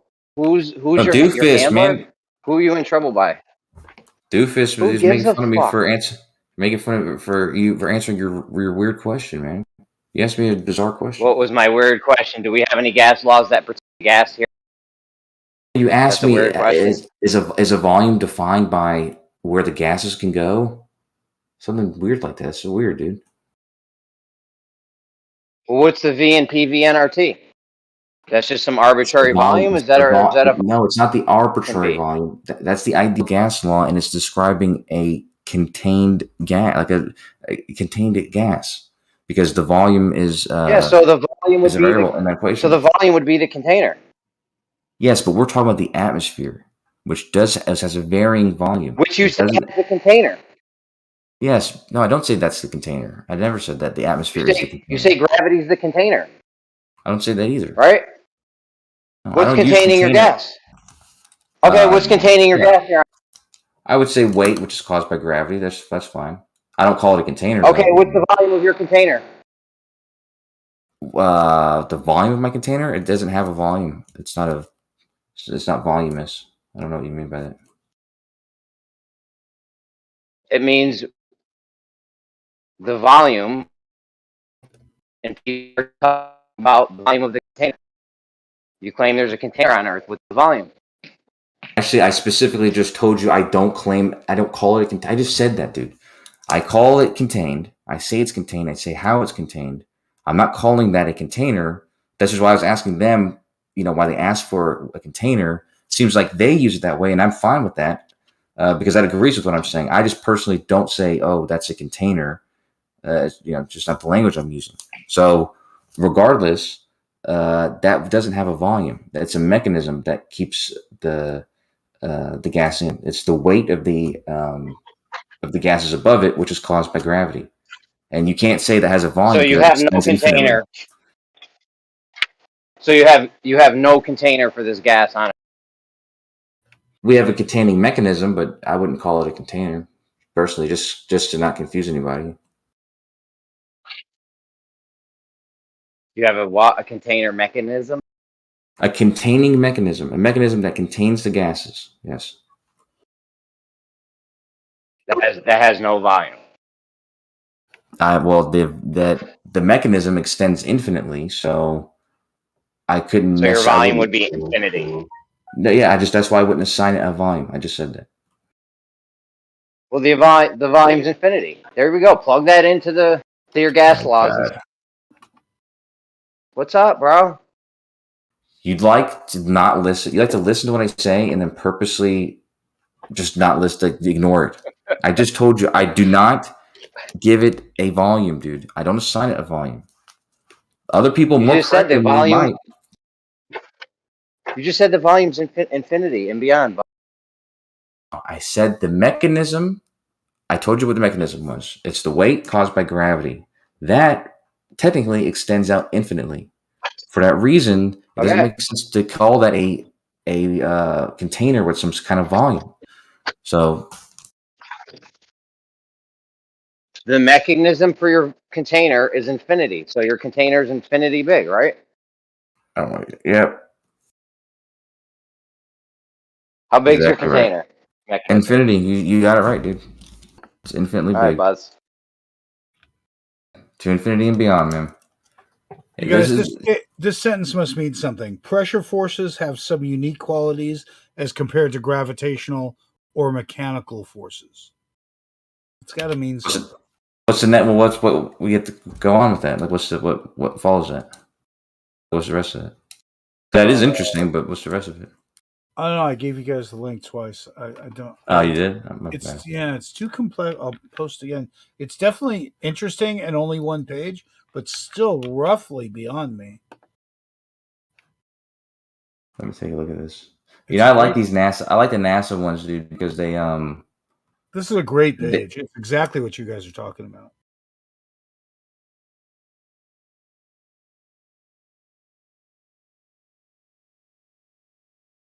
But it's complex. It's like all the forces we've ever heard of involved. You know, pressures, viscosities, temperatures. You know, a lot of words here. Does this talk about the atmosphere at all? I don't see why not.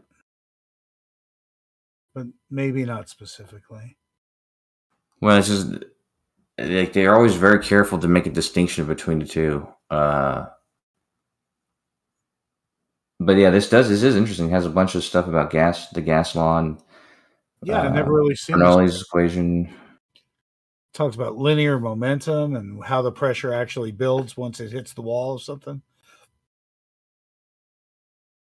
It does say atmosphere twice. So it says every day we hear the TV meteorologists give a value for barometric pressure of the atmosphere. Okay, and it says an interactive atmosphere simulator allows you to study how static air pressure changes with altitude. But other than that, it doesn't. No, this is good for definitions, though. This has got some good definitions in it. For sure. Yeah.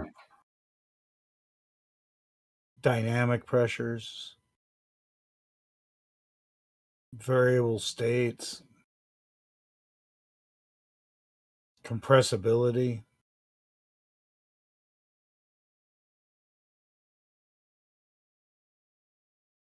And of course, the word scalar. I get lost when the word scalar kicks in. It's just like it's a you know what a vector is? Vector is like a direction and a magnitude, and a scalar is just not a direction. What are scalar weapons that you hear about? I don't know. I hear about those as advanced weapons.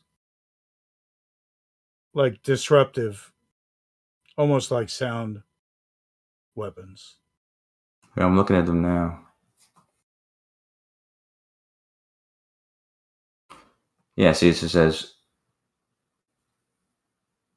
physics. Let's see, Central Intelligence. This is from the CIA website. That's like one of the first websites that came up when I searched for this. That's the last place we'd expect to find it. That's funny. And the publication is called Star Wars Now: The Bohm Aronov Effect, Scalar Interferometry, and Soviet Weaponization. What? Jace happened to leave it. I was hoping to ask him about this. That's definitely going to be dated exactly 1980. 1984.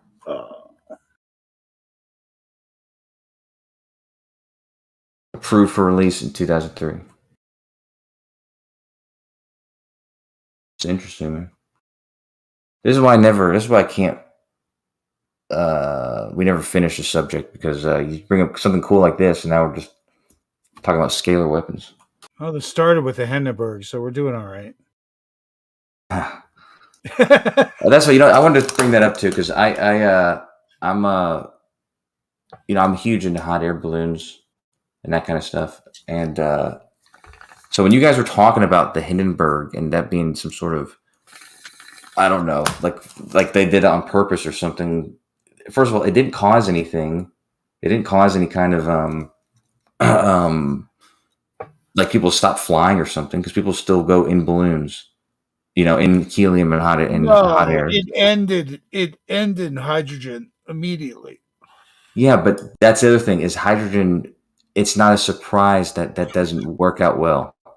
Like that's what even hot air. If you're in a hot air balloon, I don't know if you've ever seen this. My friend's seen this in person. In a hot air balloon, if you hit the power lines, your whole thing's going to go up in flames. And my friend's mom said they saw these people in a hot air balloon, and then they were about to land, and they hit these power lines. And next thing you know, some of them flew out. There was a dude hanging from the rope, like at the bottom of the hot air balloon, like on fire. And it was just like they all died, obviously.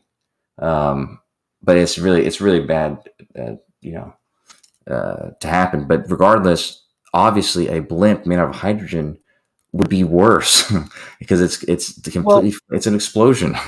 Forgive me if I'm wrong, but I believe their key to the Hindenburgs was putting them in bags. So when they had temperature variance, the gases couldn't run to one side or things like that. So the gases couldn't act as one. Yeah.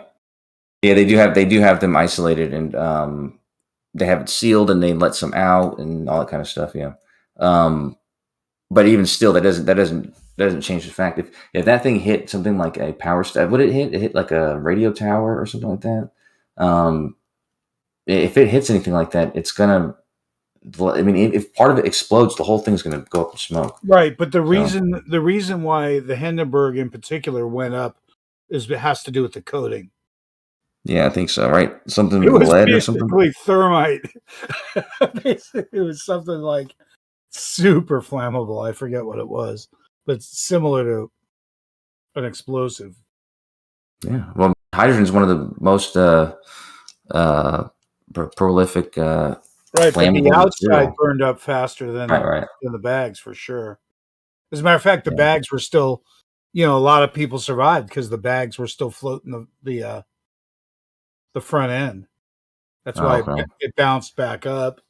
Could you imagine trying to get the fuck out of that thing? Just imagine 100 feet of flame in front of you. Just the heat coming off of that. It's like those type of deaths are hard to work. We were talking about Titanic yesterday, like being like in a contraption in the sky that's on fire would have to be the work like this. Like it just have to be scary as fuck, dude. Same with being in the middle of the ocean when the ship's sinking like that. In that way, it's just like there's like no escape. Like even if you escape, it's like the worst story. The Indianapolis during World War II, and like 700 dudes got eaten by sharks. 700 of the 1,100 dudes that went in the water got eaten by sharks. Oh wow! Imagine trying to live with that around you. 12 guys on a boat and 16 guys hanging around the outside. Wow! Wait, where was it? Where did that sink at? Oh, that's a good question. I remember that story. It must have been in the Pacific, huh? It seems like it makes sense. But I thought sharks didn't like people. Like they'll bite them, but I guess if there's enough of them, then once there's blood, forget it. Yeah, but I thought that they bite you and then they're like, oh shit, they don't like it. So I was heard. Pretty sure once there's blood, it's different. They just can't resist blood.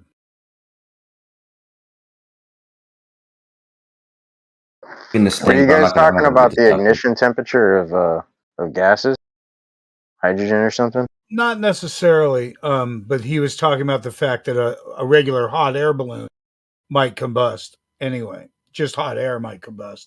Well, that's kind of what I was getting at. Like, I'm wondering, like, because what's like the atmosphere like mainly comprised of?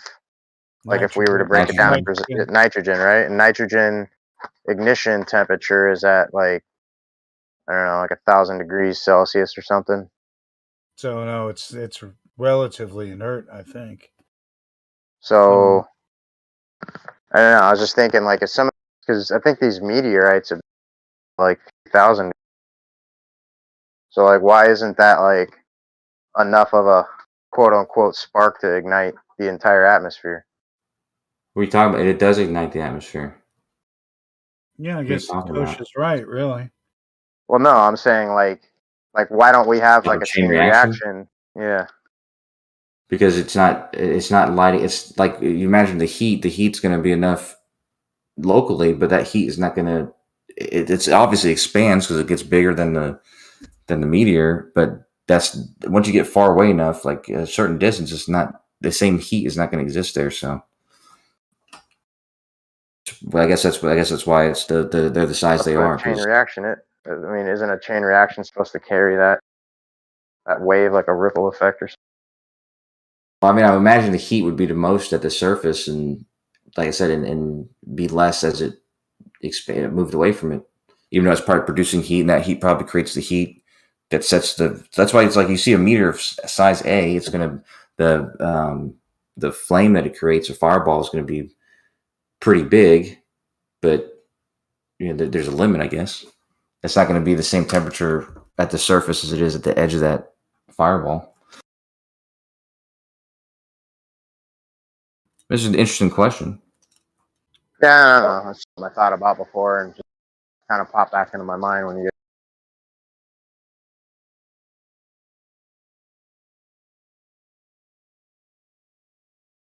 Also, when you say fireball, we're used to that being a dirty yellow, where it seems like up in the sky we're getting more of a bright white. Or green. I mean, I usually see green and blue, and maybe sometimes red.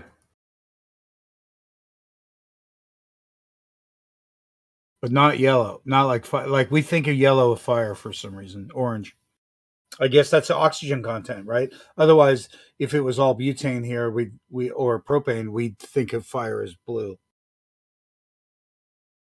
Yeah, the temperature. I mean, the color depends on the temperature. Or the gas burning, right? That's those noble gases thing. You know, where it's cool where they lay out the gases in the different color spectrums. That's cool. Yeah, but there's dudes in 24/7, and they use the argument that that's what causes. That's why the sky's blues, the noble gases and stuff. It's just it's an argument that makes those neon it makes signs, dude. it makes no sense as an argument. The reason why noble gases are usually represented by colors is because they can't be represented any other way, right? Whereas you can express other gases as colors, right? Like if you really needed to, you could express oxygen as a color by heating it up. It's just that the noble gases. Yeah, go ahead. Doesn't each gas have its own like unique hue and frequency? Like when like a neon sign. Yeah, once agitated, it puts off a type of light, a frequency of light that we see as a color within a certain spectrum of color, right? So that's, I mean, isn't that analogous to its color symbol or whatever? Yeah, but that's why spectroscopy works, is using those excited state. That's the emission lines that come out of the material. But what I'm saying is, even not noble gases will do that. So it's not, and there's so little noble gases in the atmosphere that's not in any way producing the color. It's like the tiniest portion of the atmosphere is noble gas. I think 1% is argon, or less than 1% is argon, and all the other noble gases are way more sparse than that.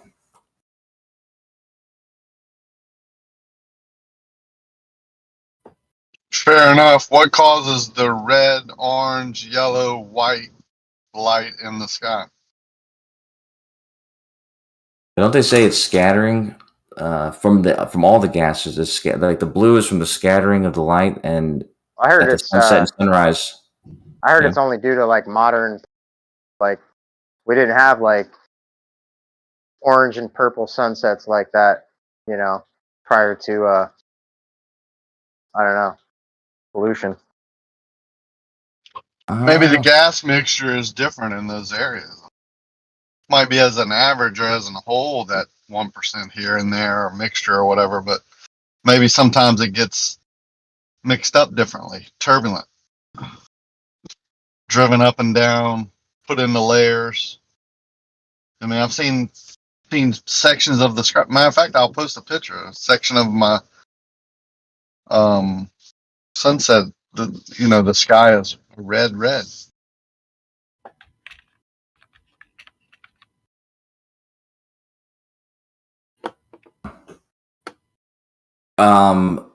what was this saying? Oh, something about the gas. Oh yeah, the gases. The gases will scatter the light, and mostly the blue light is scattered, but that's only normally. And during the sunset and sunrise, obviously, the longer wavelengths, they get scattered.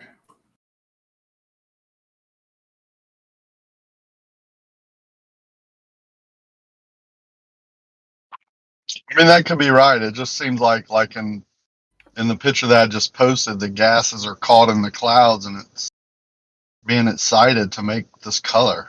That makes sense. I mean, it doesn't mean that your way is wrong. It does seem that way. But what do you mean? What do you mean? I'm looking. It's a nice picture, but it says you said the gas is caught in the clouds. Like,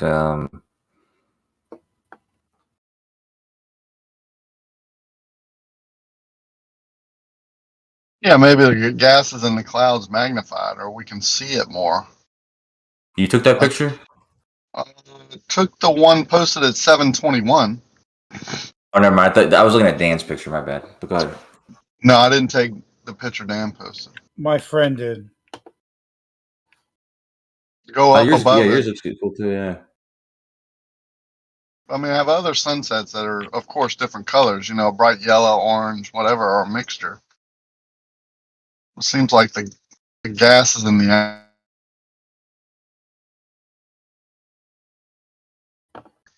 creating those colors. Yeah, you don't beat sunsets in Texas. Sunsets in Texas are probably the best in the world. My friend's been posting a lot of them because he lives alone.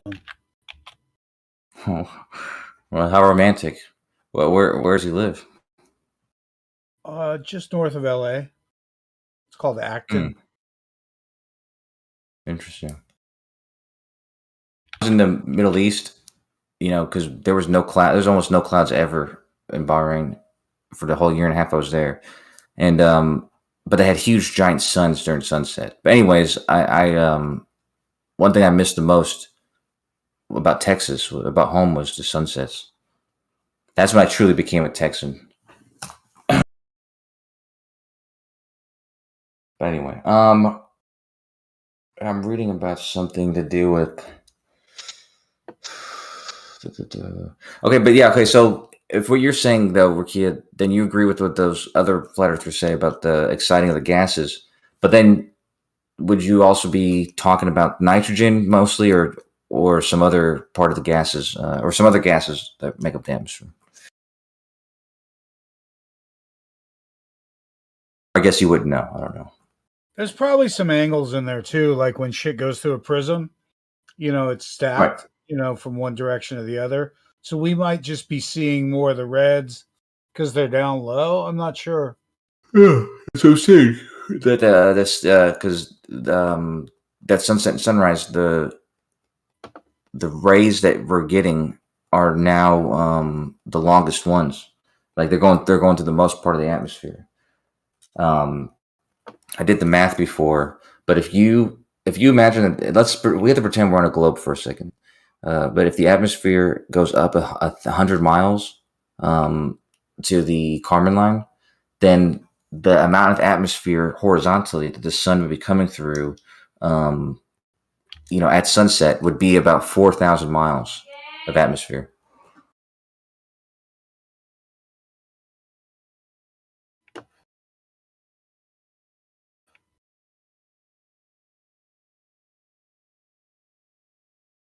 So why aren't all the sunsets orange? I'm looking at the same view twice here. Huh. I don't know. Those are pretty good questions right there.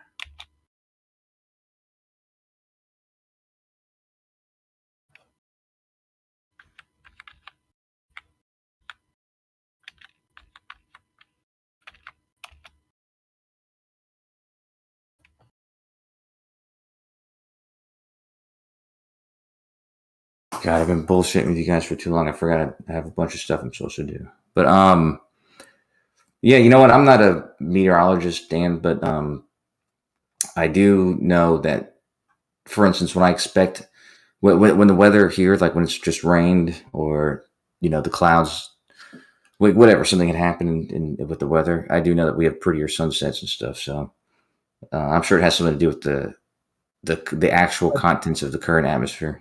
I bet it's not. I bet it's just you have longer views because you got less obstruction. Well, no, I'm saying like you said, in the same place, let's say a completely clear day, you have a sunset, you'll have a certain sunset, right? But on another day where it just stormed earlier and there's some sparse clouds, you can still see the sun at the horizon, same distance. That you do get different looking sunsets. So I'm just predicting there's probably something to do with like I said, the water content in the air. I don't know. I'm not a meteorologist, so. Jesse's just saying some interesting things about what causes the color here. It says the sunset's only orange if orange light is striking something you can see. As the setting sun gets further around the globe, he's teasing me by using the globe, only the long and longer wavelengths are reaching your sky. Right. And that's red. That's what I was saying. Orange is shorter wavelength than red. So is that about angle? Okay, so what he's saying makes sense. Okay, so that's why with the cloud, that's what he's saying. So tying what he's saying with what I'm saying about the different weathers and whatever is the different cloud content in the sky. Because what he's saying is the colors are going to come from the light that's striking it. Most of the time, we just get the regular the blue, which is the shortest wavelength. That's during the day and everything. And then at sunset, we only get the longer wavelengths. And so if we're only receiving a longer wavelength in the orange, red, or whatever part of the spectrum, and that specific light is hitting a cloud or some particles in the atmosphere, then you get those different colors. That makes sense.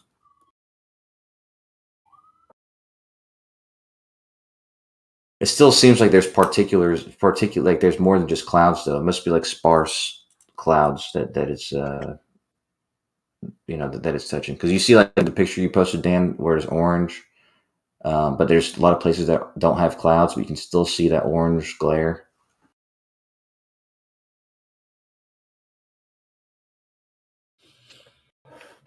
I'm telling you, dude, these seem like Texas light. Like Texas sunsets are like this on steroids, man.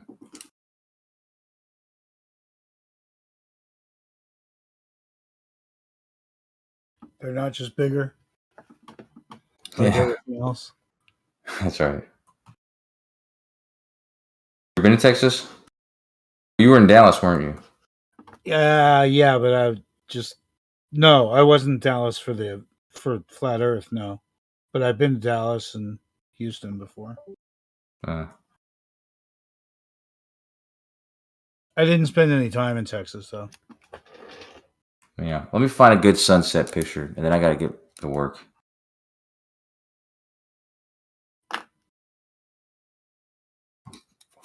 Trying to get a job, a better one.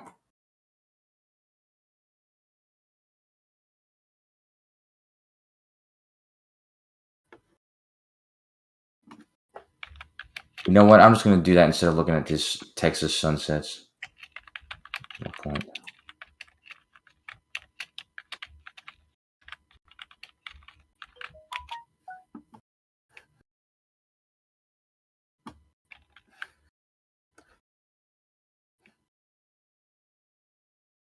I'm not gonna look at sunsets to find.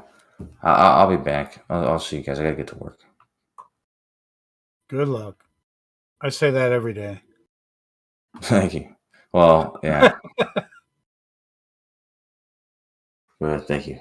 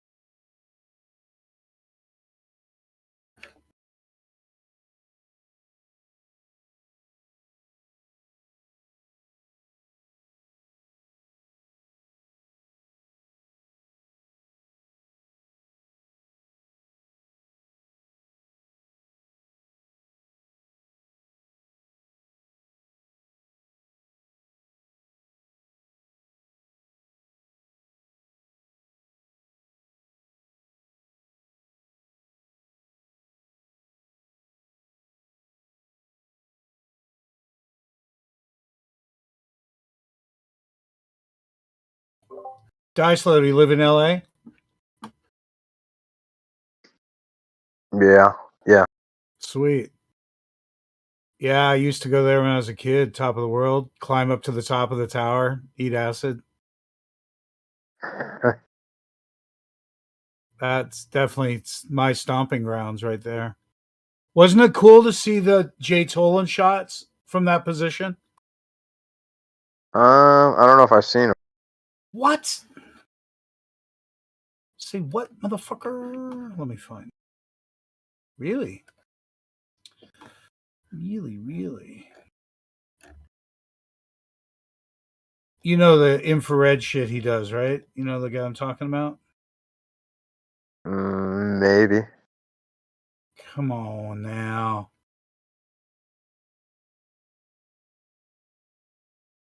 I got one like long distance infrared picture with like a forward-looking infrared camera or something. From that spot, right? I don't know if it's that. I don't think it's that spot. It's from Point Doom, actually. It's from Point Doom. I kept thinking about that area when they had that Maui fire or whatever, Hawaii fire. Because that fire that ripped through there was really turbocharged, man, really fucked up fast and hard. I forget what year it was. It's just a couple years ago again. But it always burns all the way to the ocean, you know? Yeah, I think they've had a few fires over there in like the last decade or two. Yeah, I called up a customer. I'm like, can I come change your filters? She's like, I doubt it. It's a melted pile of plastic. I'm like, okay. It's never a good response. Why can't I find Jay Tolan? Flowers say.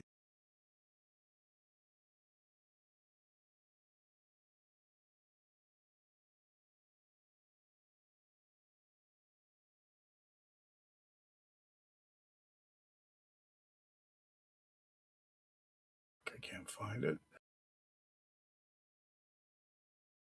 I guess I'll bring up the video, his video. I'll find it there. It's just great because I don't know, when you're intimate with the position and then you see it, you know, analyzed, it's really interesting. It is coming right up.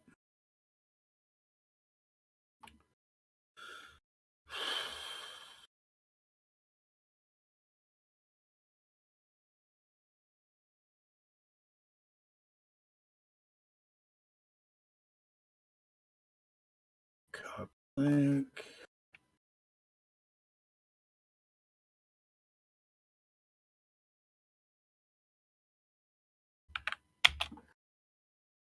Yeah, I think it's time marked already.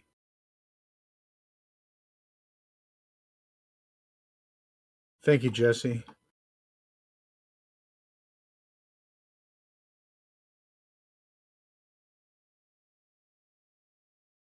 And that's shot from just right down the hill from there, of course.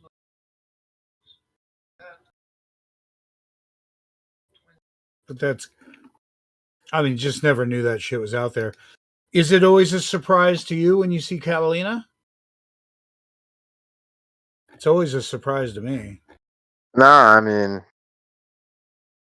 Anacapa, Catalina, what's the other one? San Clemente, I think. I don't know. Well, either way, like, yeah, I mean, it's like, wow, it's kind of crazy. They're big. Yeah, And it is. they're not usually visible, you know? Right. Well, yeah, depending on how high up, I guess you are. Well, it's just usually not clear enough. Yeah, that too. True. But yeah, no, I work out on the coast a lot, like all the way up to like San Luis Obispo and shit, all the way down. So, yeah, I get to see a lot of cool views. And I oftentimes, like, I'll mention it, like in roundabout ways to, like, a lot of the customers' houses that I'm working on, if I get a chance to talk to them, I'm like, what's the furthest you think you could see out there?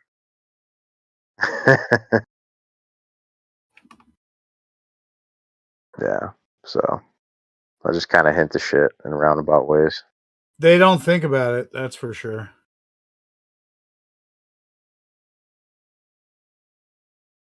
I got like local, like little meetup groups here, right? Nah, I didn't know. I'll drop you a couple of links, I guess, if I can find that shit. Here's one. This one's like meetup.com. As a matter of fact, I just punched my credit card. I think it cost me like $15 a month to have that.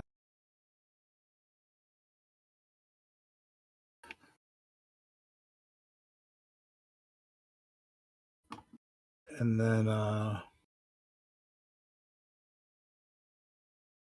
do other shit sometimes in Hollywood. Activism shit. Flat Earth Hollywood.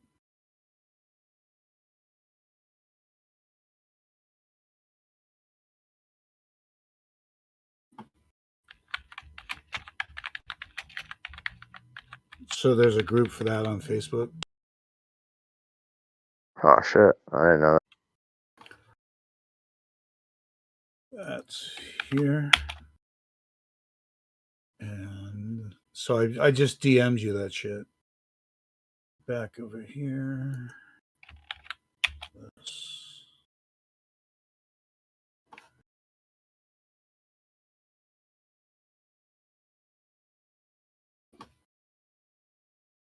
And sometimes we go out and recruit from these groups when we go do experiments and shit like that.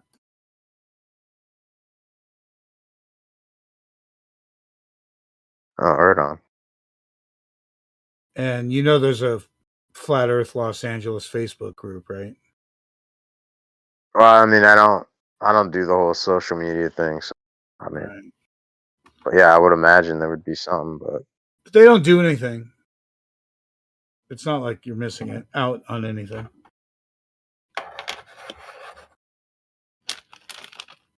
But you should definitely cruise out if we do Hollywood again. It's a lot of fun to goof on people. And it's such a goofy place. We fit right in. We're totally welcome.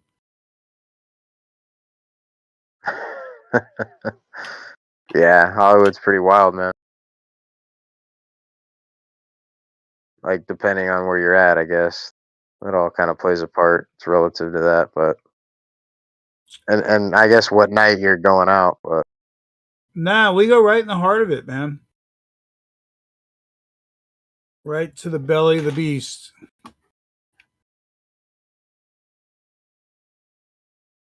yeah, where you guys go, like Sunset or something. No, right. It's Hollywood and Highland, right down there. Oh, I mean, okay. sometimes we go to the beach too. Here, I'll give you a link. Yeah, sometimes we go to the beach, sometimes Venice, sometimes Santa Monica Pier. Otherwise, usually Hollywood and Highland. Right down the gut.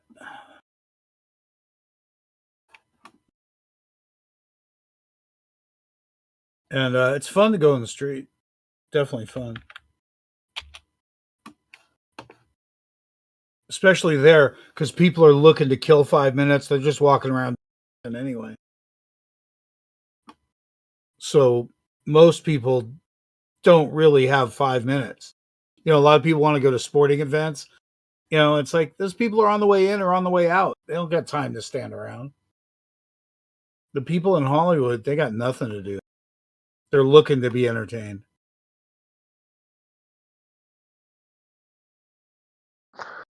Yeah, I mean, I think it'd be kind of cool to set up a like a live interaction on Discord. Like basically have a camera out there and then like maybe a screen so that the Discord members Exactly. can interact with the general public on the street. Yep, I got it all almost ready. I mean, I got a power inverter. I got the TV ready. I just don't really have anyone to do it with. No one gives a fuck anymore. What about that group you're talking about? Bunch of people that are not giving a fuck. Oh, okay. Just kind of lost interest and shit. There's just nothing to do. And then when you do set a date and a time, it narrows it down to who's available. So you really got to give people a lot of notice. And then a lot of people don't want to go do activism. So most of the time, that's not what that's about. It's mostly about hanging out, doing more like barbecue shit, you know? Right. A lot of people are pretty nervous about activism. And then some people want to bring their kids. So it's not necessarily family friendly to be letting people yell at you, you know? Because a lot of people want to yell at you that you're stupid. But it's fun to take water down there and do demonstrations and tubes and shit. Definitely. I mean, sometimes there's like, you know, a lot of people listening. So it's cool. Because they're actually listening.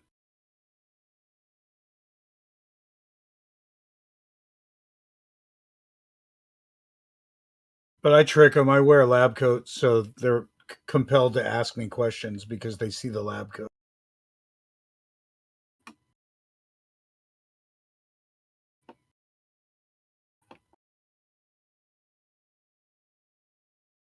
So if you saw that Jay Tolan thing, it's at 35 after the hour. I guess I'll put that in your. Yeah, I saw you post something. I didn't. Was it a video or something? Yeah, it's an incredible shot from Point Doom of 123 miles away. Mount Jacinto, I think it's called. It's down by Temecula. Jacinto. Down by Temecula. And all the mountains that you can see, all the mountains to the east that you're just never used to seeing over the airport and shit. There's mountains out there.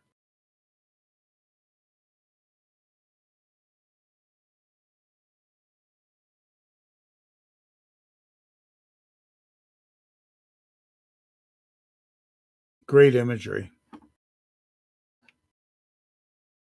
The Globers say he's full of shit on what he sees, though.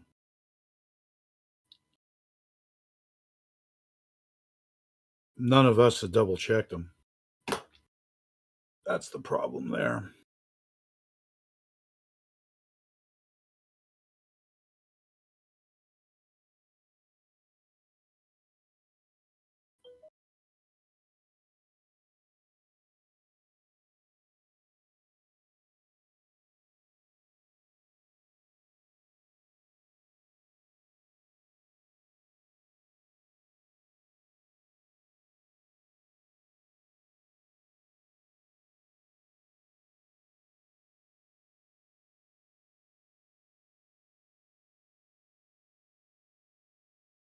What kind of work do you do?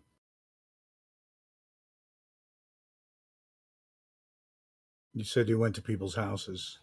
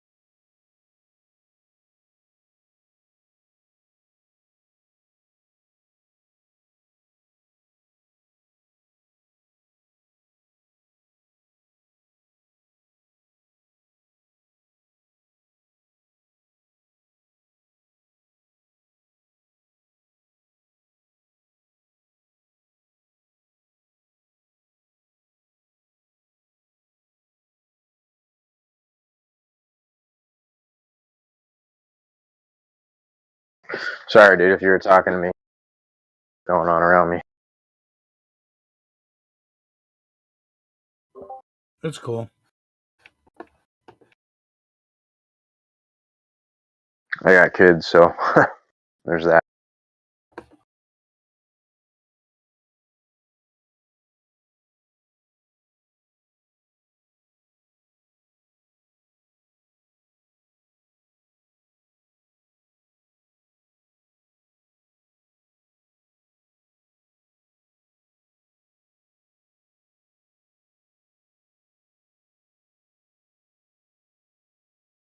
We've definitely had some fun in Hollywood.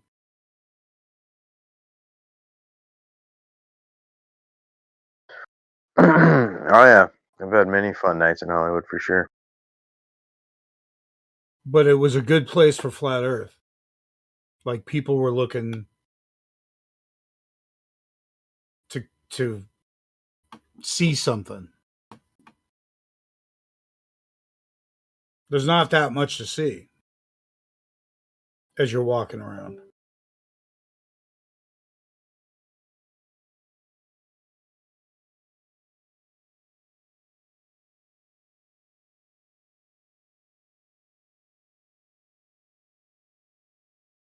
Venice is fun, of course.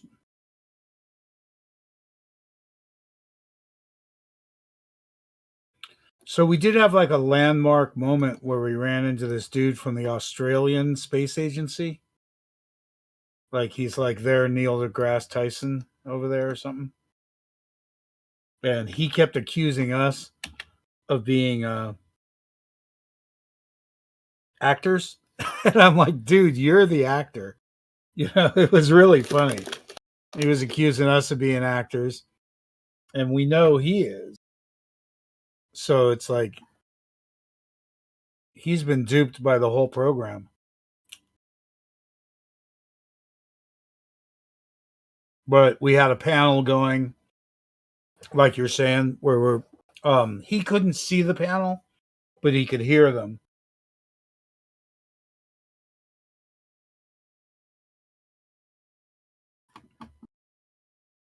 And he was used to dealing with like a microphone and an earpiece because he was talking to them and us at the same time. So he's definitely used to working on cam like this, but he was drunk. So it was funny. He just couldn't believe he was bumping into us because we were his nemesis, basically. And then there's this dude who was with him who was live FaceTiming it or something with somebody. I wish I got to see that footage and what that guy was saying the whole time. And he lied to us about what his name was. He didn't want to give it up, but I figured out who he was. He was funny as hell. He was drunk. That's why he was funny.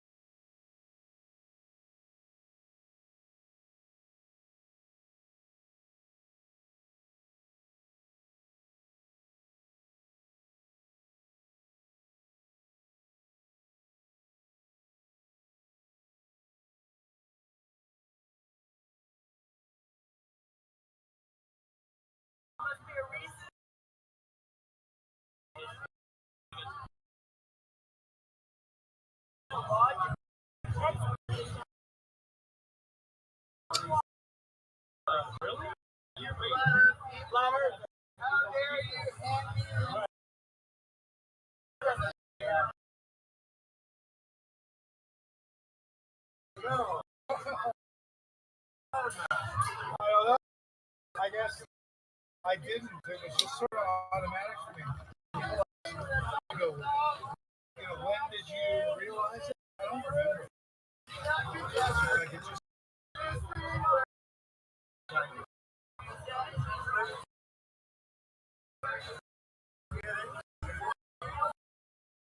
The audio keeps clipping, dude.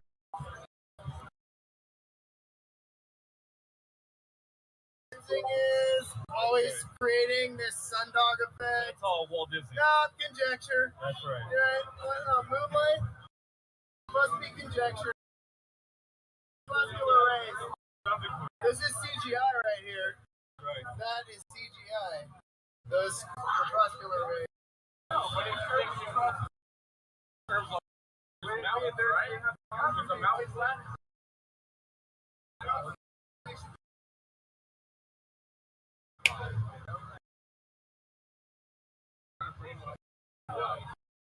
I think part of the problem is people are so fucking dumbed down, dude. Like, it's gonna take more than a 5-minute conversation to like even start explaining the arguments. Yeah, I was lucky though. We like if we could go more often, we were kind of like known to be down there, like the locals, So it was kind of cool to have like a regular presence. So I was hoping, to have eventually like a cafe or something where people could go. It'd be cool.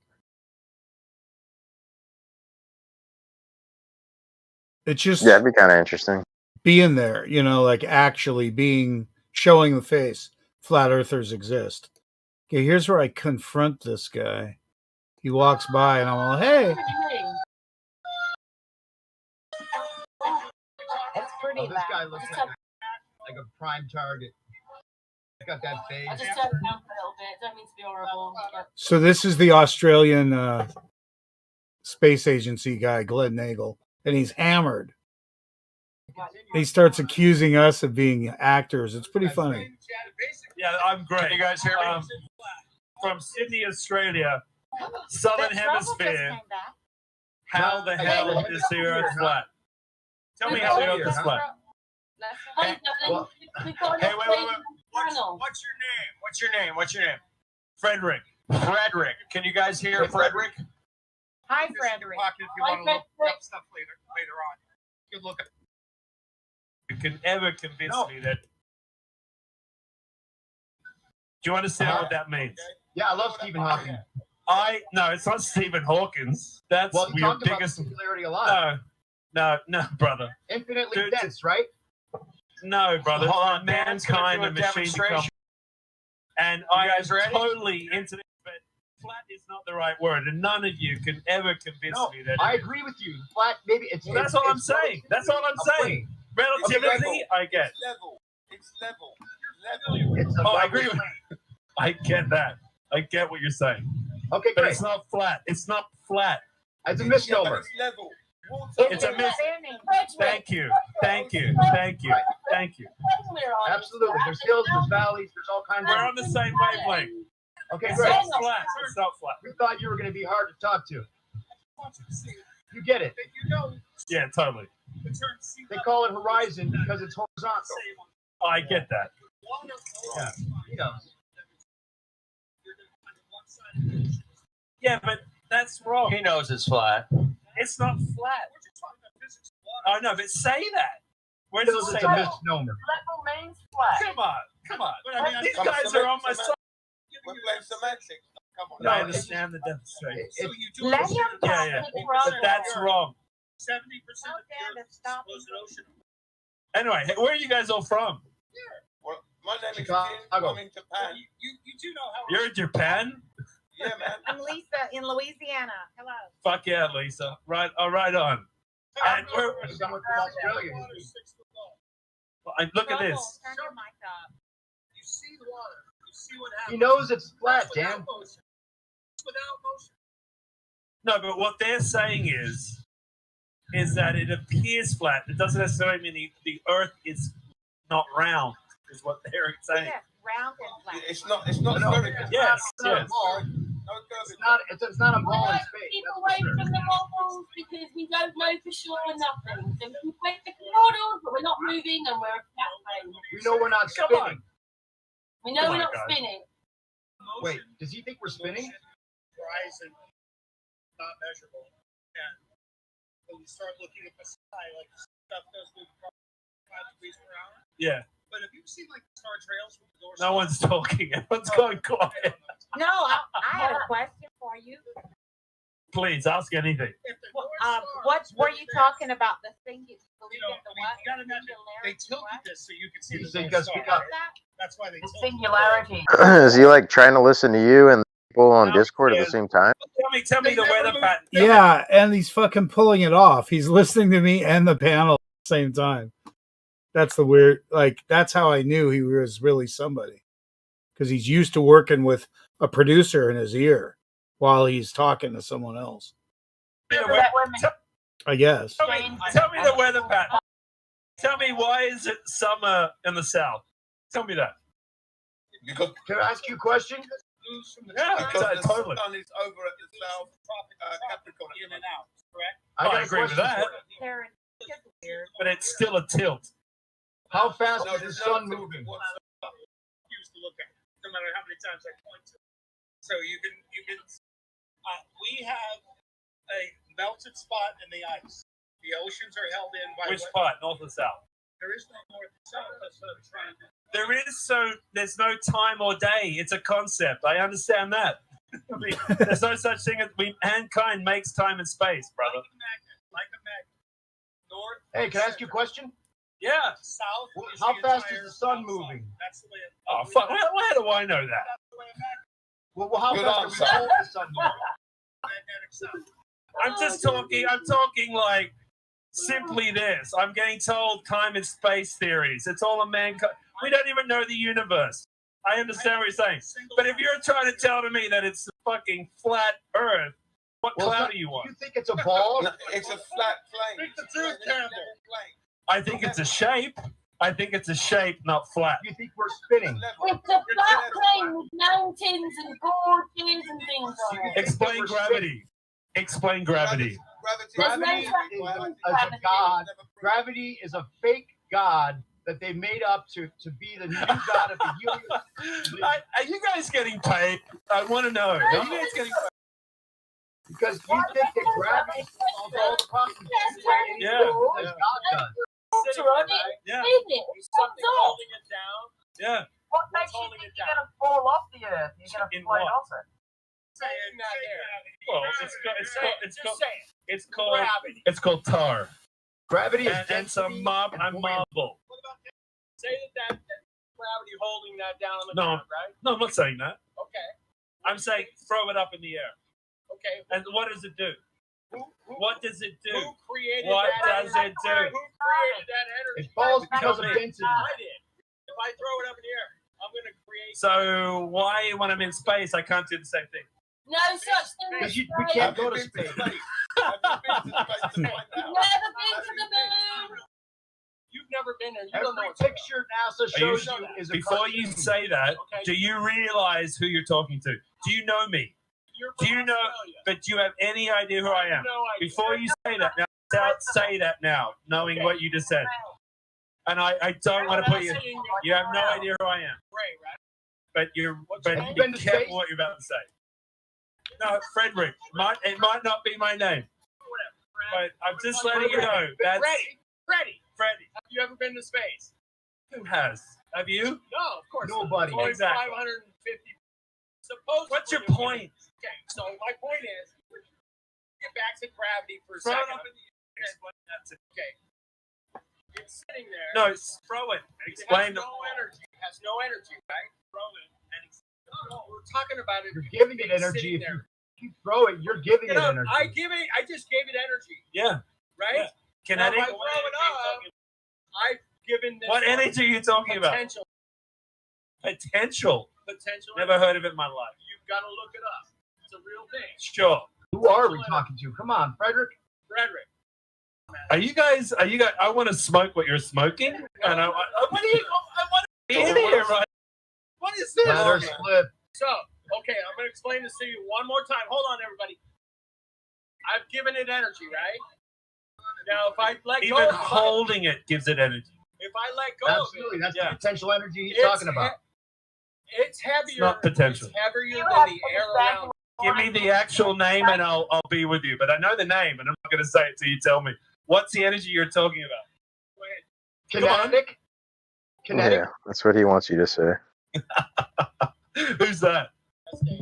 Dave. Potential All or kinetic, same thing. right. It very much is. Go on. I'm just saying, I put the energy into it. Now, if I let it go, guess what? It's heavier. Why didn't it go there? It's a heavier than. Why didn't it go north? It's heavier than the air.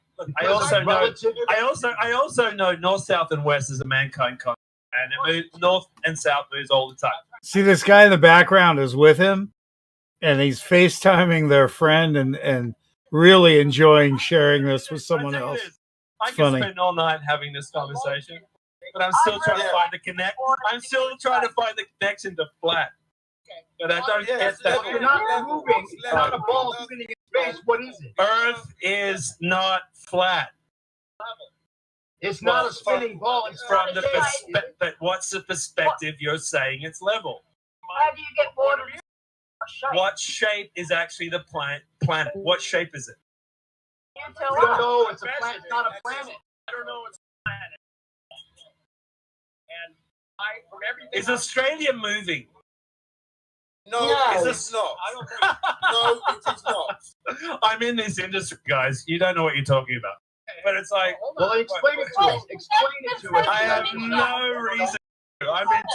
I'm enjoying the fact that you guys are what? Comedians or actors? Come on. If you know there's something wrong with it already, you already tell us. Are we live? Are we live? I love being live. Fantastic. I want to know what ship you sail on.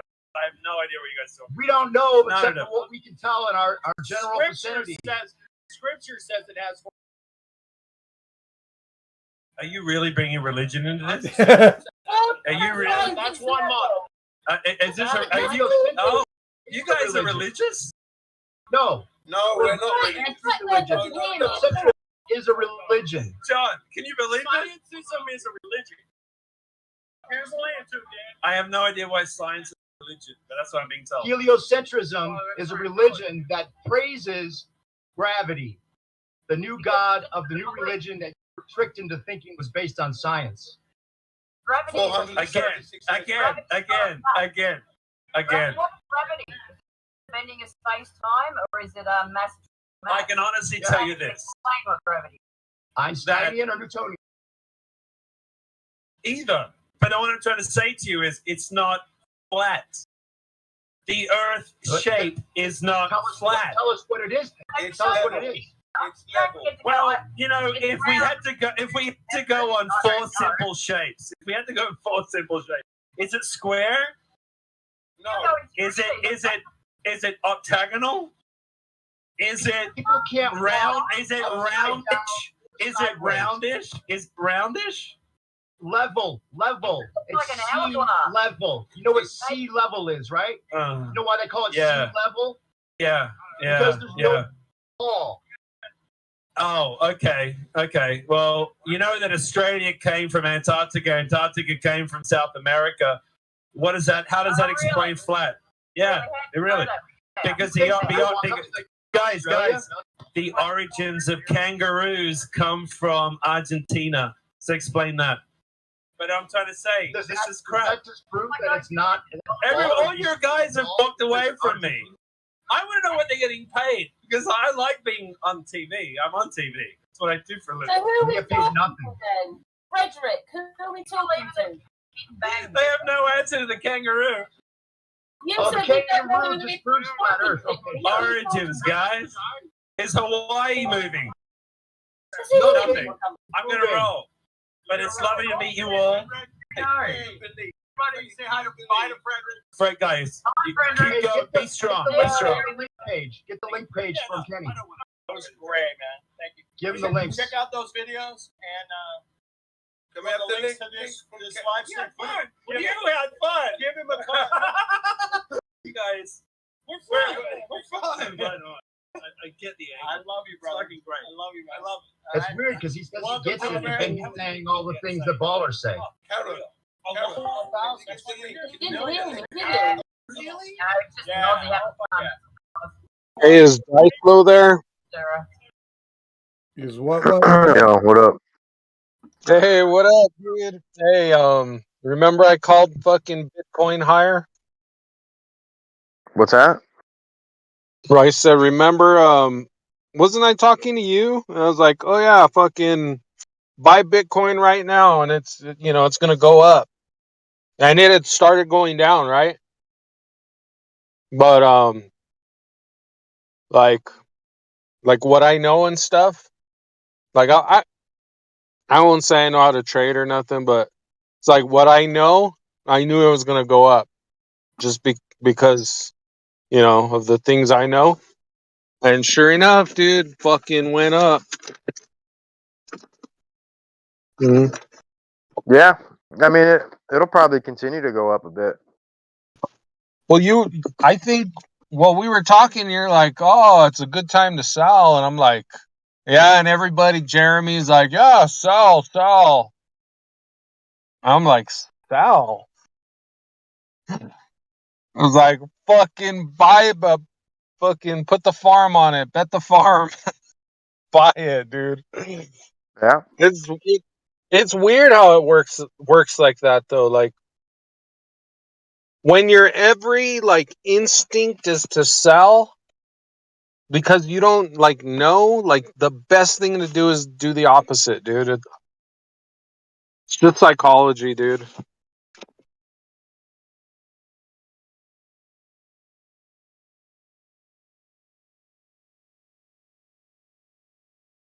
yeah. I mean, there's a lot more variables involved, but but yeah, I mean, things will go up and things will come down, So you just gotta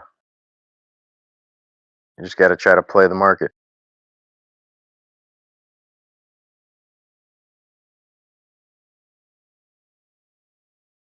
Well, why do you think things go up and down?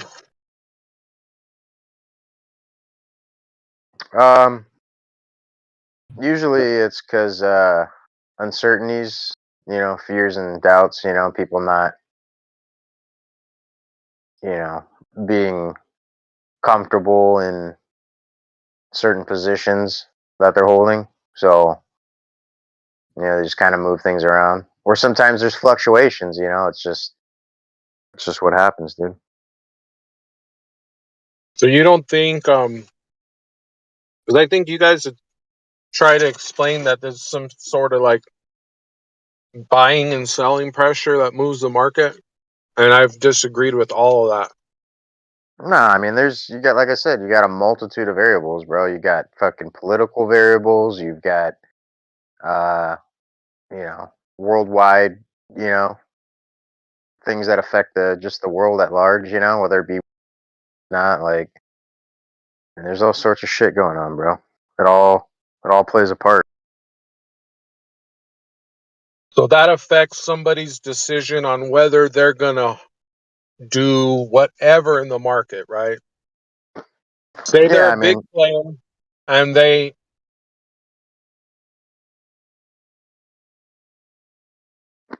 yeah, we're talking about people with large sums of money. right. So like say for instance this war a month ago when they were, people showing up at their office and they look on the TV screen and fucking Israel's being fucking attacked and there's bombs going off. What sort of impact do you think is going to have on, say, a fund manager or somebody higher up that's a mainstream believer, Glober fucking fund manager, and he sees that fucking Israel's about to burn? What sort of impact do you think that's going to have? And if you look at the NASDAQ chart and the ES chart, you'll kind of see what I'm alluding to, because it's been on a parabolic rally, literally straight up, while there's blood in the streets, dude. Like, so what's the logic in that? Like, the only like logic is what, like when especially for like tech stocks, right? Because they're so affected by geopolitical and current uh like news Trade and stuff. restrictions, yeah, tariffs and whatnot. Well, I mean, damn, dude, like if there's a war, everybody's natural instinct, including these fund managers and everybody else, is to put their money in cash. Now, what does that mean? That means the safe haven of the dollar, their sidelines, their money is resting in cash now. So, I whether don't it's think in so. bonds or whether it's in T-bills or whether it's in some other safe asset, then it's not in the market. But that's not the case. That's not what we've seen. We've seen the markets literally go parabolic for a whole month already. And the world's been burning, dude. Like, what's going on, dude? Like, can you explain anything like that? Like, can you Yeah, explain that? they're gonna sell on your face, bro. They're all Well, these they guys, already did fucking it. Jamie Dimon, fucking all these guys are fixing to fucking sell. Like, right, they're gonna fucking pop the bubble right on your head.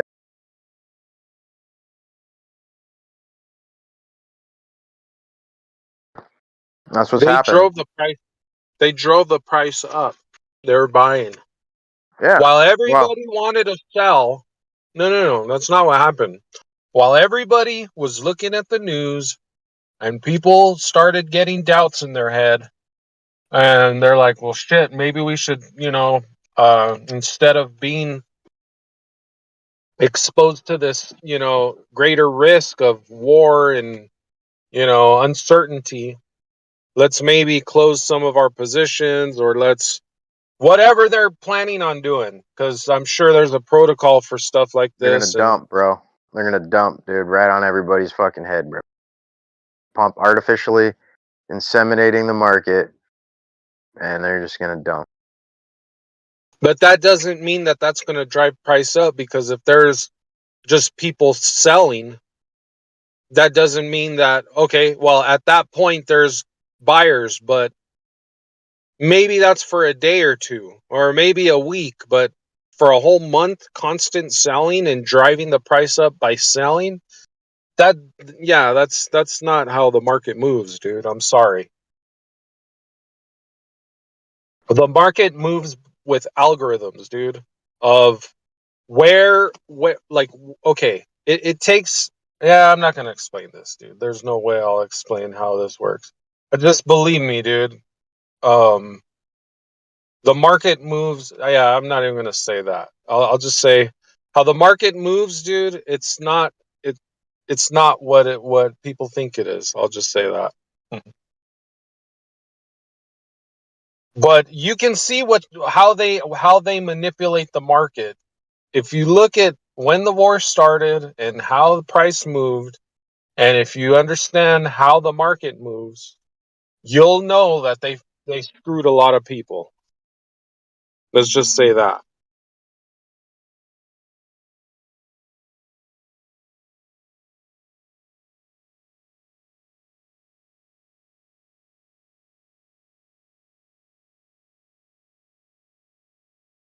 Yeah, we'll see what happens, dude.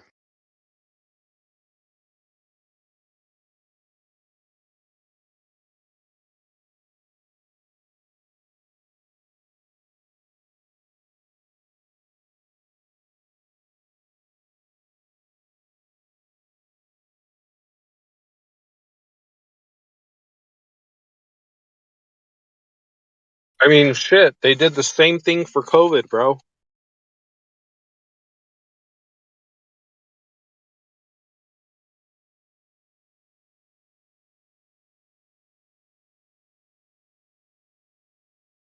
I don't know if we're allowed to use those words in.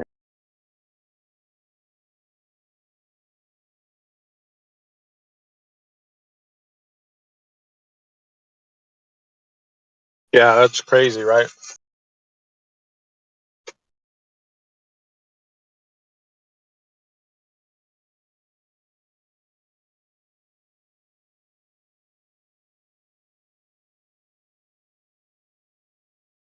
Probably the name, you can probably say it, just not like some sort of like misinfo or something. No. But I think because it's like an we got identifiable specific. thing. Yeah, we got specific server rules. We don't post. We don't even really get into that discussion here, bro, because we don't want to. We don't want to chance anything. Yeah, I know, but I'm saying it's usually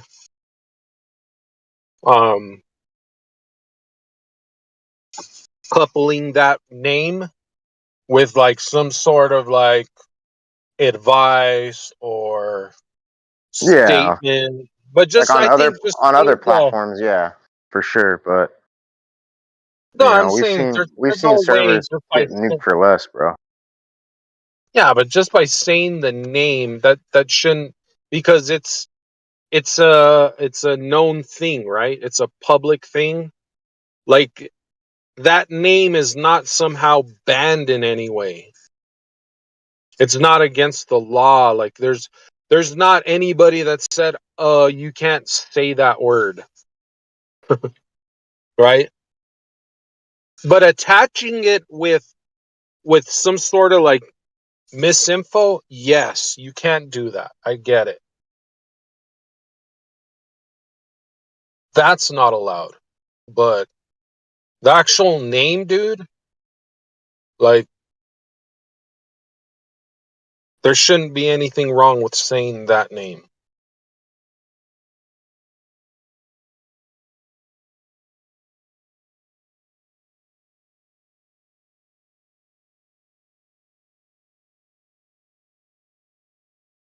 What was that?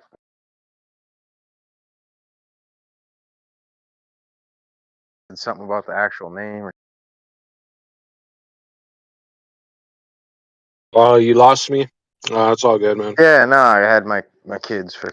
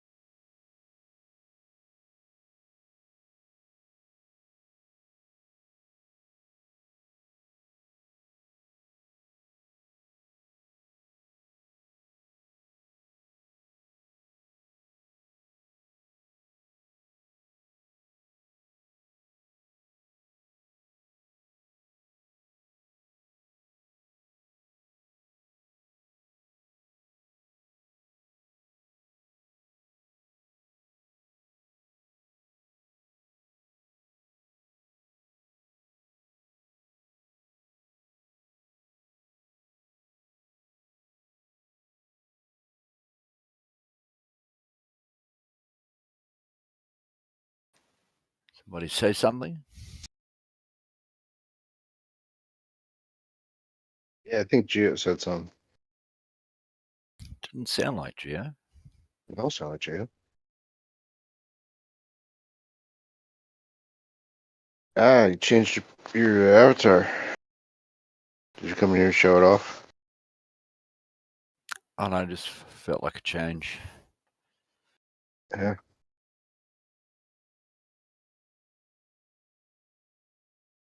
You're gonna start flying planes now?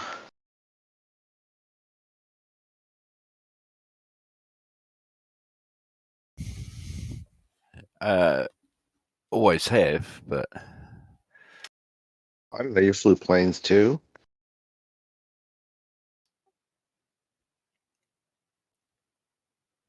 yeah. All right. Yeah. Okay. It's just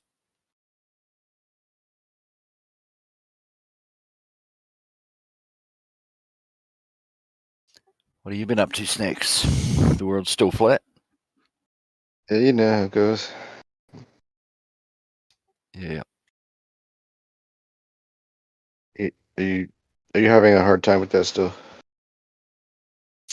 Not. There's nothing really to have a hard time about. To be fair. All right.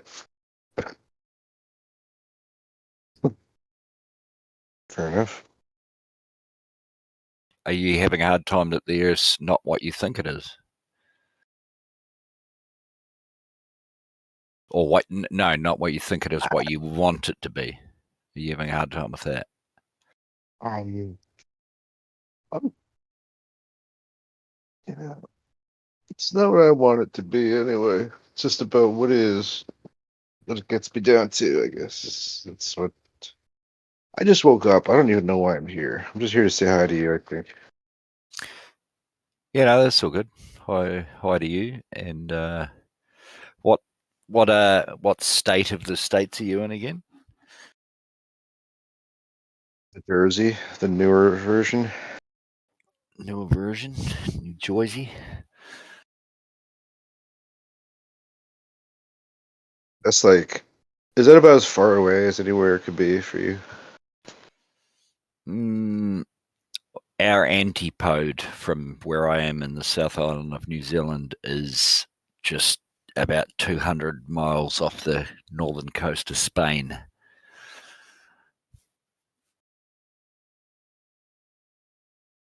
You visit there.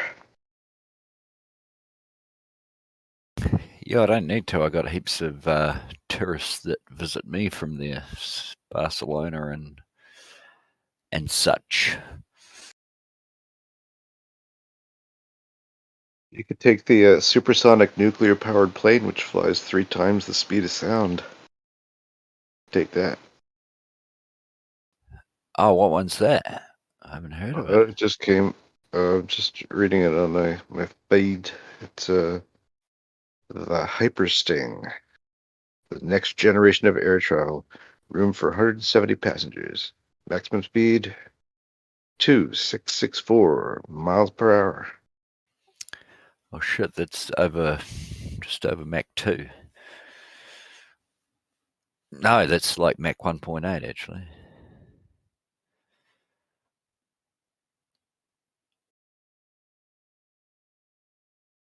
Oh, I can't remember the fucking conversions.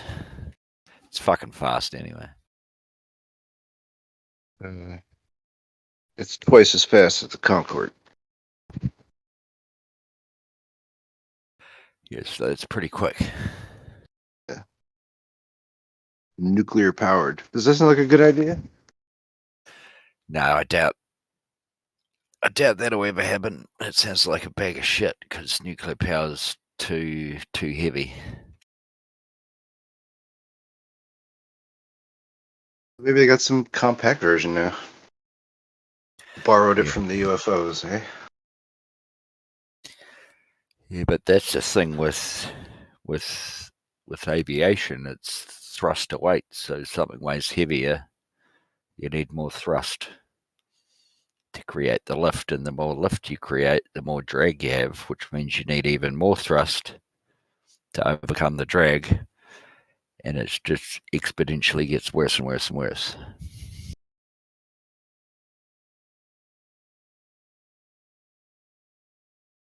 That's why rockets are really good, because they don't have any drag once they're out of the atmosphere. And that's why they can accelerate to 28,000 kilometers an hour to get the space station up there.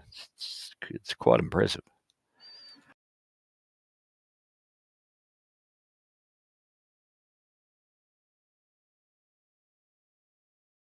Well, it's not impressive. It's just an awesome feat of engineering.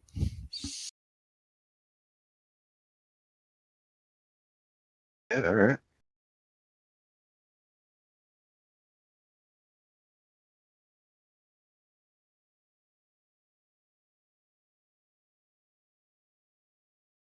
Oh wait. It looks like such a. They call it a needle, but the wingspan is 169 feet,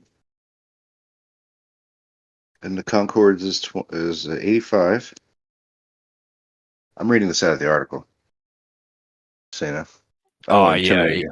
My No. incredible knowledge. I've seen photos of the thing you're talking about actually just the other day. Yeah, no, I know what you're talking about.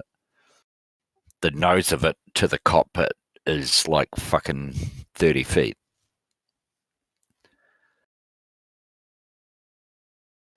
It has two ramjet engines powered by a small logarithmic encasing of a flange marsal vane lunar wane shaft and a hydrocoptic semi-boloid shaft. Sorry, I'm going rogue. Hold on a sec. It has two ramjet engines powered by a small but mighty nuclear reactor to propel the jet to unbelievable speeds. Unbelievable speeds. Small but mighty nuclear reactor. What's that? Probably the size of a little generator. Just like you got at your house. Yeah, that sounds fucking crazy. Hey, hang on 2 seconds, man. There's a knock at my door. Hopefully it's my girlfriend, but it's probably not. Probably nobody there. I'll just go and find out. It's nuclear powered lawnmower driven.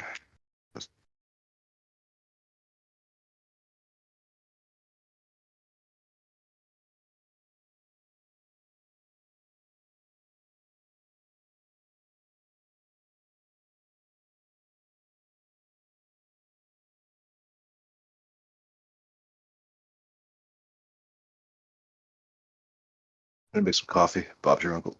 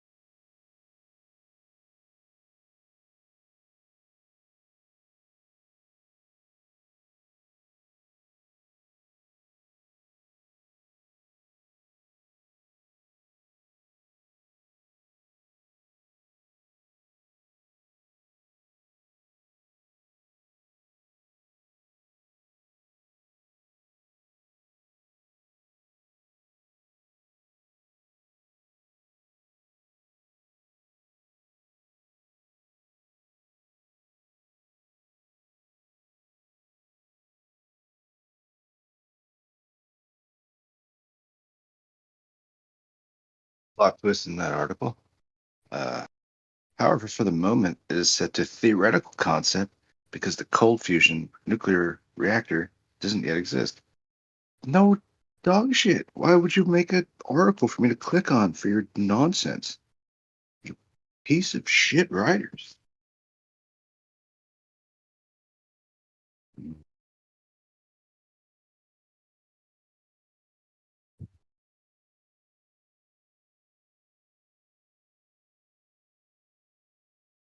Yes, sir.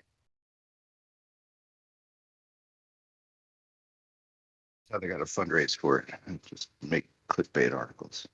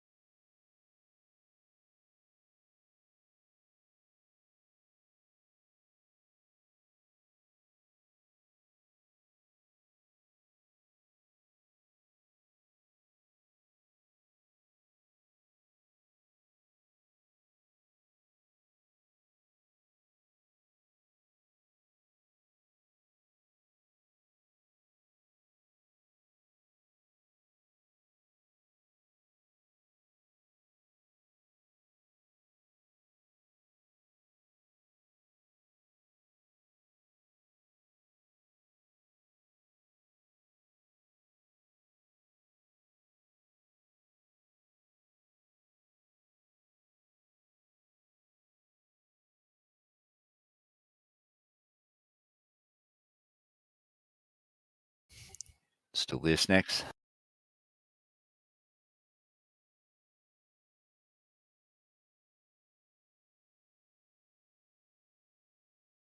I'm for either one of two of Carlos or Stacy to drop him. Is that has happened? No, probably not. Is that person gone? Ah, Turquoise. Good morning. Is that What's the up, jazz? Turkey? Is that the Aussie jazz? Kiwi. Kiwi, don't offend me. Yeah, sorry, brother. Sorry. It's been a fucking while, mate, to be honest. How are you? Yeah, good, mate. Good. Fucking, I miss our jams we used to have, mate. At Gems, did you say? The jams, little guitar jams, and damn. All like fucking free chan and like all the old stuff. Maybe it's a little too long ago for you to remember, mate, but Last seen on Free Chan Light, somewhere before PPC, before Punch of Yeah. Pete solo channel. Well, right. that's not really true. He had his own solo channel at one time, but not. Is it still going? Is anybody keeping track of anybody? Oh, Pete fell off the fucking brain. Pete fell off the wagon. He just does transvestite searches. Yeah. He's just gone into tranny spotting. Yeah, he had a lot of. That's a going pretty on with him hilarious as well, meme, though. from what I Somebody should remember. make that shit for him, by the way. You know, like the train spotting movie, but tranny spotting. And send it to Poncho Pete. He'll enjoy it. Be like, you fuck. He'll piss himself and he'll call you shit. It'd be amazing.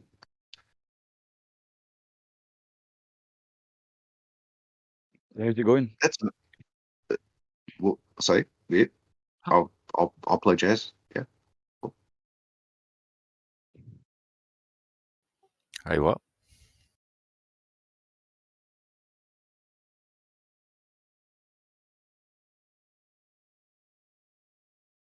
Seeing what's going on?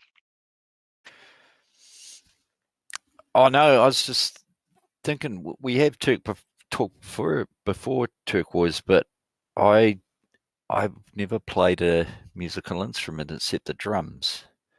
So you might have me Wait, maybe. confuzzled. Maybe I am getting you mixed up with an Australian. Yeah, I think there is another jazz something from Australia. No, but like, hang on. But I remember that time you were live streaming. And maybe it was your friend That's playing like guitar jazz. on your You're thinking porch. of okay. There's a Oh, New Zealand. was. I'm thinking of was. Fuck yeah. Oh, Okay. was. Okay. Yeah. Sorry about that guy. Sorry, dude. Yeah, no, you're I good. was close. Yeah, I was close. And it was the same guy I remembered. You know, you. Yeah, no, I must have been on the same night. Yeah. That was ages ago.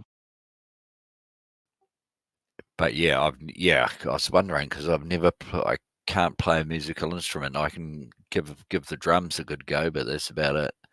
Yeah, it's good to hear you, man. Yeah, likewise. I just started jumping that politics 24/7 to have a listen, and it's just fucking mayhem. They're trying to discuss what an object is and trying to define what an object is, and that doesn't right. Started off with like horizontals perpendicular, and then it carried on to being an object.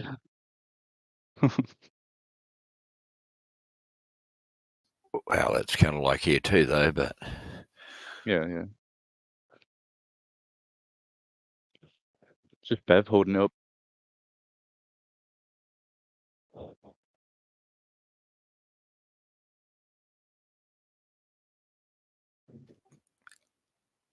I'm on that political server. Is there many people there normally, or? Just a few people. Like Jedi and Bev and Gemsy, just people from the old school, you know. Thought I'd have a chat with. Yeah.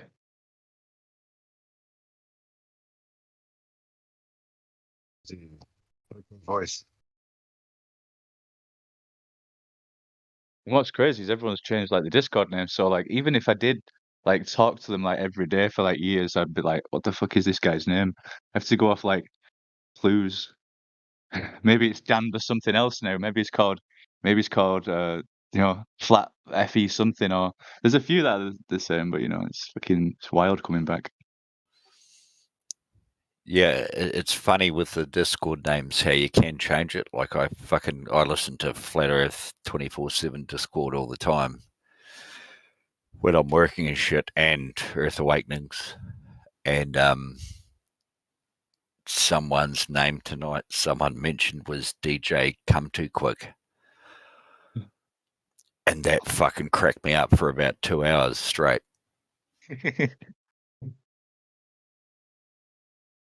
I was literally not LOLing. I was fucking literally laughing out loud for fucking hours.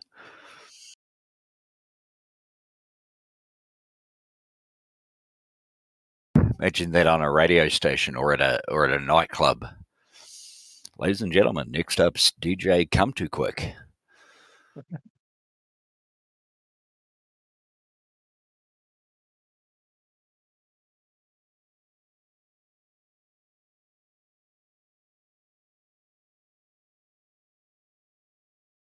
I mean, it doesn't bother me, obviously, but it's fucking hilarious at the same time.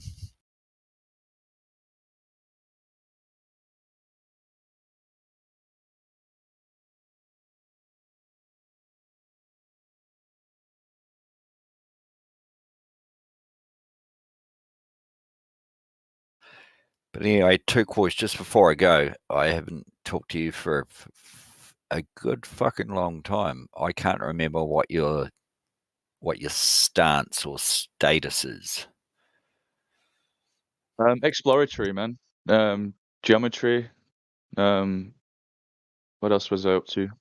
I was on my observation, I guess, with my P900 at the time.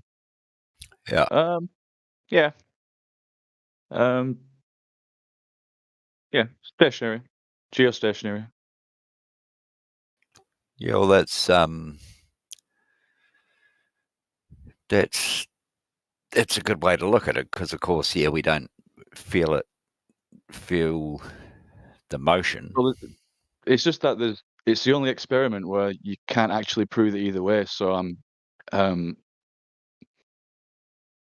not assuming the shape or anything, but I'm assuming that I'm picking that side or the other. You know, that's really the only question: stationary or not stationary.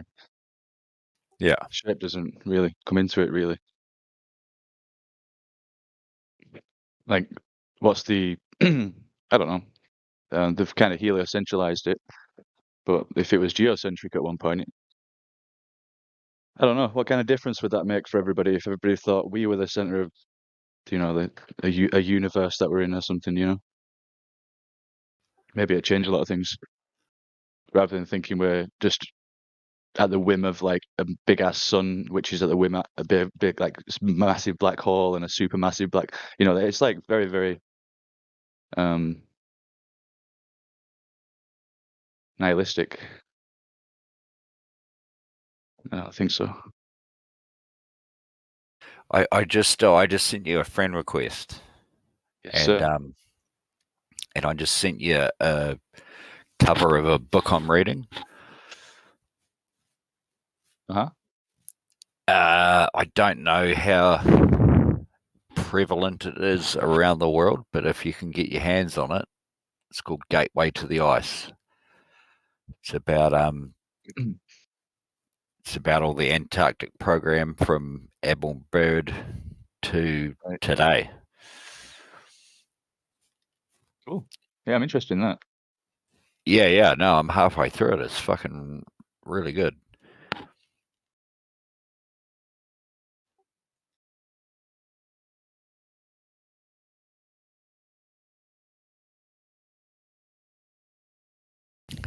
So you're not a diehard flat earther?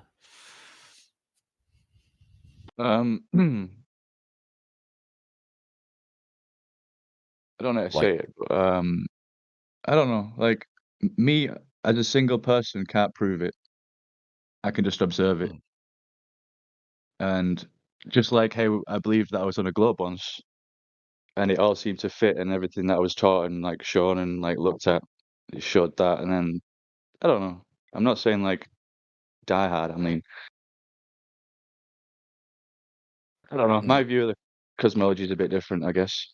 It's all like cogs and wheels in like a Cogs and wheels. Yeah, cogs and wheels. Yeah, no, and that's understandable, and that's why I found this book so interesting. Is I'm not a diehard glober, like I'm open to interpretation, but one of the main things, or the second main thing, apart from the vacuum of space, which is the dumbest thing I've ever fucking heard, but you can't go to Antarctica. As that's why that book is so interesting, because it doesn't only, it's not a made up story. It has the serial numbers for every single airplane that went there. Yeah. From the early 1950s, after the Second World War. A heap of them crashed. Some of them the wreckage is still there, covered under ice. One of them they uncovered a few years ago, a C-130 Hercules, and changed the engines and flew it out in 2003 or something. Like Antarctica's there, and there's been a lot of people there. Oh yeah. I never disproved Antarctica. I never thought it didn't exist, or it was like just a solid ice wall of like infinite thickness or whatever. It's just that's it was unexplored. Basically, can picture that. And that's about it. It essentially is. It's like the biggest land mass on Earth, right? That's not just ice. It's just land underneath, and there's a lot of ancient history probably there. We had some it's a polar shift or some kind of like equator, like if the equator was in a different place and like the poles were a different place, and we'd inhabit different places on the Earth, wouldn't we? So at one point, I do believe we probably were there. No, but Antarctica is the difference between Antarctica and the Antarctica is Antarctica has landmass. But the solid frozen ice for hundreds and thousands of years has been the same, although it is receding. But during the winter months, and I can confirm that the winter months, because where I live at 45 degrees south in New Zealand, our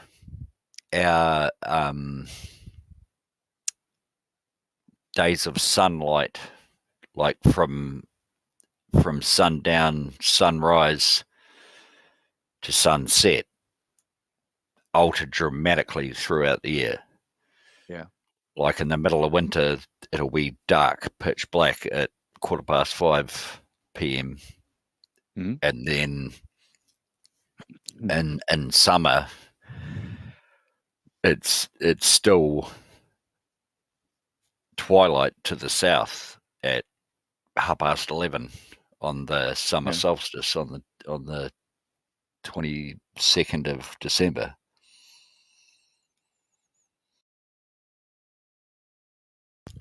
So yeah, there's a massive variation, and the only way I can work that out is, for me, is that it's a globe on an angle spinning as it is, or as they. Yeah. But it's from everyone's experience. Like, I grew up in a school being shown this and that, and like if I lived somewhere else, where I'd probably question it more. Do you know? I'd like Norway or something. Like in the north, it's like the same thing, right? Yeah. 40-odd latitude, same thing.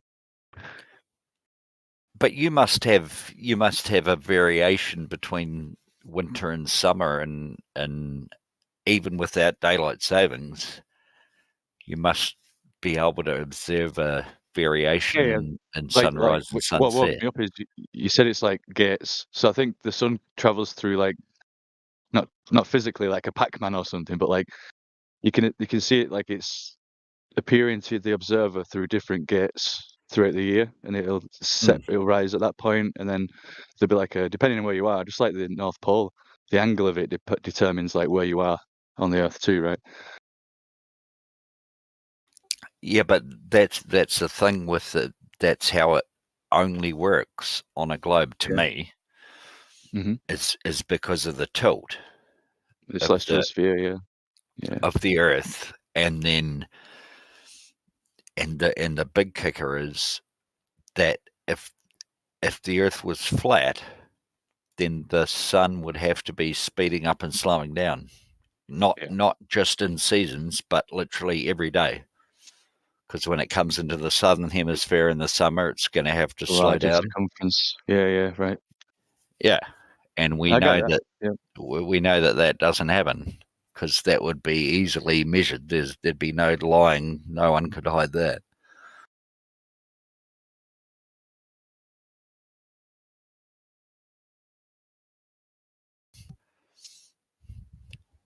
But yeah, there's a ton of, like I said, I can't really, I don't want to like close my mind. That's all. I know like this. I just work off probabilities too, and there's probably a probability that that's the way it is. But scale is like what we measure off, and it's, I don't know, our observation, right? Yeah, but that's the thing I find weird about the flat Earth argument too, is like the scale of the Earth. Like it's fucking huge. Like if you were not an ant, even smaller, an amoeba on the surface, or a piece of bacteria on the surface of a bowling ball, it's going to look pretty fucking flat. Yeah. Like, to be fair, the old geocentric models were a globe too, right? And I guess until that time where we could actually measure it or like observe parallax. Sick burning quite right. I got to interrupt real quick. Just who'd intentionally want to talk to him? It's only by accident that he gets to talk to anybody. You know. Am I taking away a potential cult member? I just wanted to interrupt really quick to just drop a sick burn on the Quiet Riot. That's all. Why are you feeling threatened? Are you like Scientology that I'm taking away a cult member, potential cult member? But I don't care. No, it's not anything. I'm just. So what would you have to interrupt? Because it's just, I had to just make an emergency interruption to comment on the chat. Emergency interruption because I'm potentially taking away a member of the cult. I don't really think he's that like committed to anything per se. He's just aware of the argument. No, I don't. And maybe I'm a person on the street that's trying to save him from becoming one of you. Is that? He's already been like a moderator for Free Chan many years ago. He's already gone down the dark, twisted road that you imagine in your mind.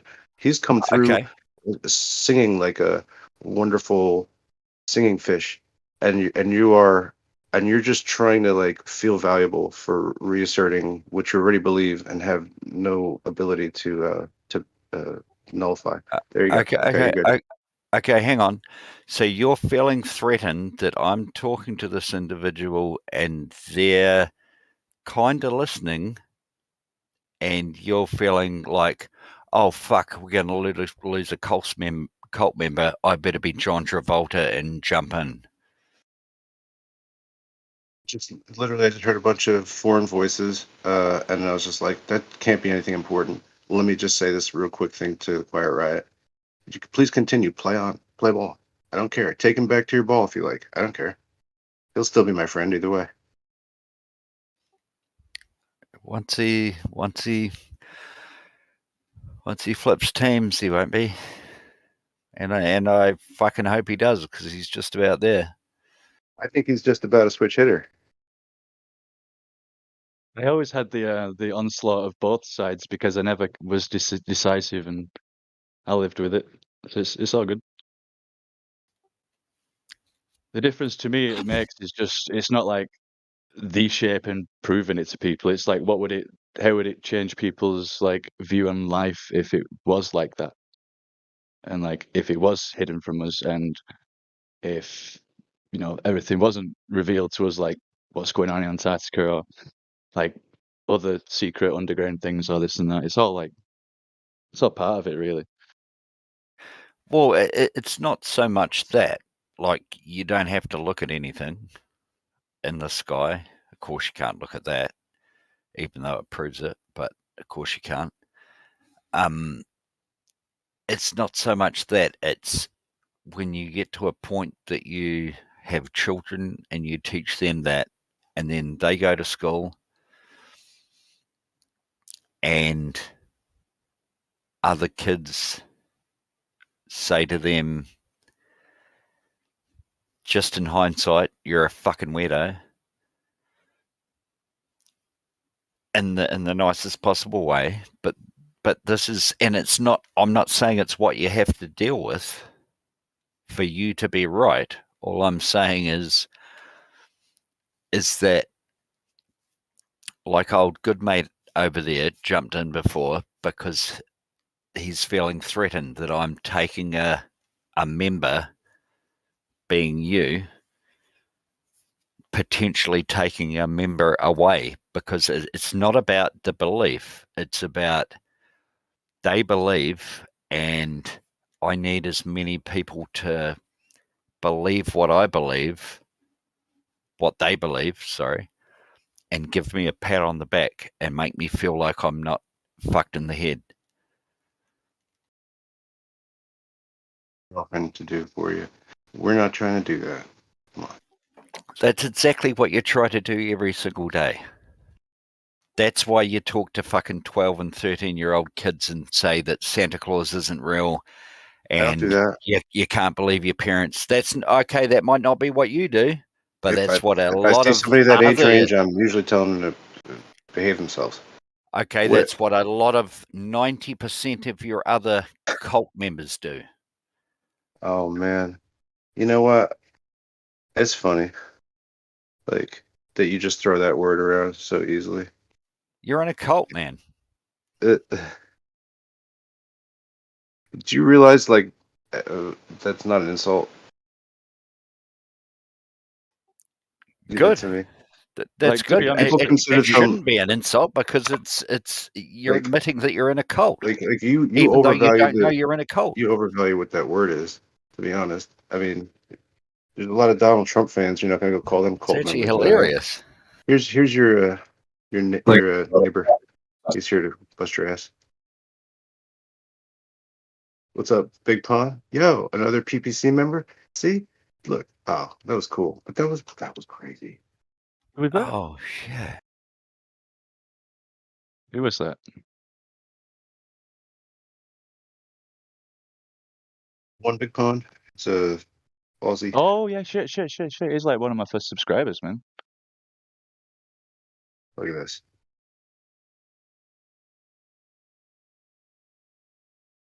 I don't know. You always seem like you were playing, like you don't know what's going on, kind of thing. But I think you like flat earthers because they're interesting people, and Jazza knows this too. I don't think that means I'm in a cult, all right? If I was in a cult, like I have to go join, I have to pay dues probably. You know what I mean? Well, the cult's like environmental, so if you brought up like being taught something, I guess that's cult or culture, right? So like Indians will believe a certain way, and then like you know, Russians will believe a certain cult. Yeah. But that's just through lessons, through just teachings as you're growing up, right? So like the Vedics or like Indians, they've got a different cosmology. I'm in a cult of saxophone players. I'm in a cult of you know what I mean? Cult of personality. I exploit you, you exploit me. I don't know. It's just that's what it is. Well, go ahead, Jazz. No, that's you like that song. No, that's not a cult. A cult is just believing what you hear, and that's all flat earthers. That's not what happened to me, bitch. That's not happened to me, bitch. Okay, so fuck you off. got evidence for fucking nothing. So that is what happened to you, bitch. I'm sorry. no, I'm sorry you bitch. fell into it. I'm No, sorry you fell into it. You fell into the rabbit hole. You're a terribly boring person. And now you're up to your neck and you're up shit creek without a paddle. You're a boring bastard. No, I definitely didn't hear am. this from anybody. I directly came here to the YouTube, said, "Hey, I'm pretty sure there's flat. Is there anybody else that's around here?" And it was like, no, everybody was sleeping. Okay. Then the next time I bothered to fucking check that shit was 2014. And that's when I was like, "Hey, there are other people here." Now, Okay. Just let me just tell you. I'll just give you a quick nobody rundown told me on. Okay, nobody told you anything. I'll give you a quick rundown on what happened to you. I'm not a psychologist, so I'm not saying anything. What happened to you is that you were always. You're a patient. You're not a doctor. Stop it. I don't want to fucking be judged by your dumb brain. Stop it. Just go talk about some other shit. Go. You never understood. You never understood the heliocentric model. Never ever understood it. Otherwise, you wouldn't be a flat earther for a start. You're really stupid. And then you somehow maybe smoke the weed, you become paranoid, and then you thought that looking up YouTube videos of people that make videos of make sense to you, and you go, "Oh fuck, that makes sense. That must be true." No. Just because something makes sense. No, that makes you a dumb person. It doesn't. No, you're a dumb person. You're an intelligent person. Can you stop talking to me, please? Yes, I will. Yeah, I'll let you guys talk. And please stop talking to stupid people on the internet that are making shut the fuck up, please? Do what the fuck you're doing. Can you do that for me? I will do that for you if you can do that for me. You're so doing dumb. yourself a favor if you do that. What a dumb man you are, with your little dumb voice and your dumb accent. You got no idea what fucking smart would be if it jumped up and bit you in the face. Okay, just don't talk to me. You're grounded. I stopped. I'm leaving. I'll leave. I'll leave the bitch. I stopped, and you carried on. And I would love for you, a flat earther, to punch me in the face. I would fucking love it. Please go ahead. I will travel to your location for you to do that. And you will get the help that you need, because a police officer will say, you need to be fucking locked up in a secure mental health facility. Love you. Take care. Don't be a fuckwit for the rest of your life.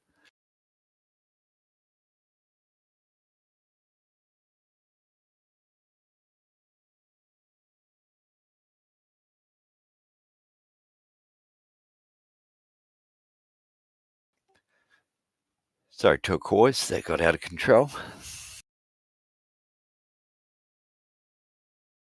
Oh, good, mate. Just kind of fucking waking up. What a way to wake up.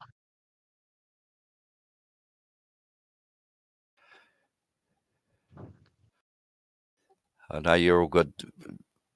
I don't know if you heard that, but the nuts and the bolts of that was really, you obviously have the whole disrespect for authority thing, right? I wouldn't say that exactly.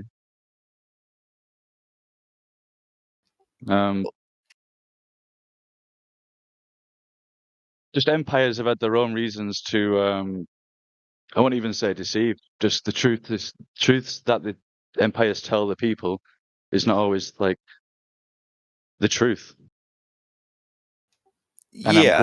I'm going off history, and these empires are the same empires that did all that before. So, you know, to have complete trust in them is a little bit naive. And that's a fucking good way of looking at it. No one's ever said that I've heard. Is that back in the olden days, in the 16, 17, 1800s, that's how civilizations won what they had. There was no currency, there was no taxes, there was no nothing. There was Like the will war. of the people. Yeah, the mind of the people. Yeah. But there was a point in the late 1600s when Galileo was around, and he was a smart motherfucker and looked to the sky because the Earth's too big for us to go, oh, yeah, that looks like a bull. Otherwise, it'd be fucking tiny. Mm-hmm. See, I've always been down for the theory that you can't really prove it through optics because you've got, like, obviously the refraction and you've got atmospheres, and you're never going to have like a default control experiment. So you're always going to have a bias of like temperature or pressure or anything. And there's so many optical illusions that happen on Earth. That's why the Mayans called it Maya. You know, illusion. That's Earth. Just smoke and mirrors. So yeah, that's kind of my belief. Earth is an illusion, and everyone's like everyone literally just sees it up with their own reality, to be honest. So I don't want to be like hive mind reality. Do you know what I mean? I don't want to I don't know, break the mold a little bit just to learn some things. Because if I didn't question it, then I wouldn't have learned all these things. If I wouldn't have delved down these rabbit holes, I wouldn't have learned about electromagnetism and this and that and color and spectrums and whichever. And that's kind of what I kind of wanted to join and take away from it was all the things I enjoyed, like music and sound, and just to apply that on everything. Yeah, it's kind of how it works. And you'll find with these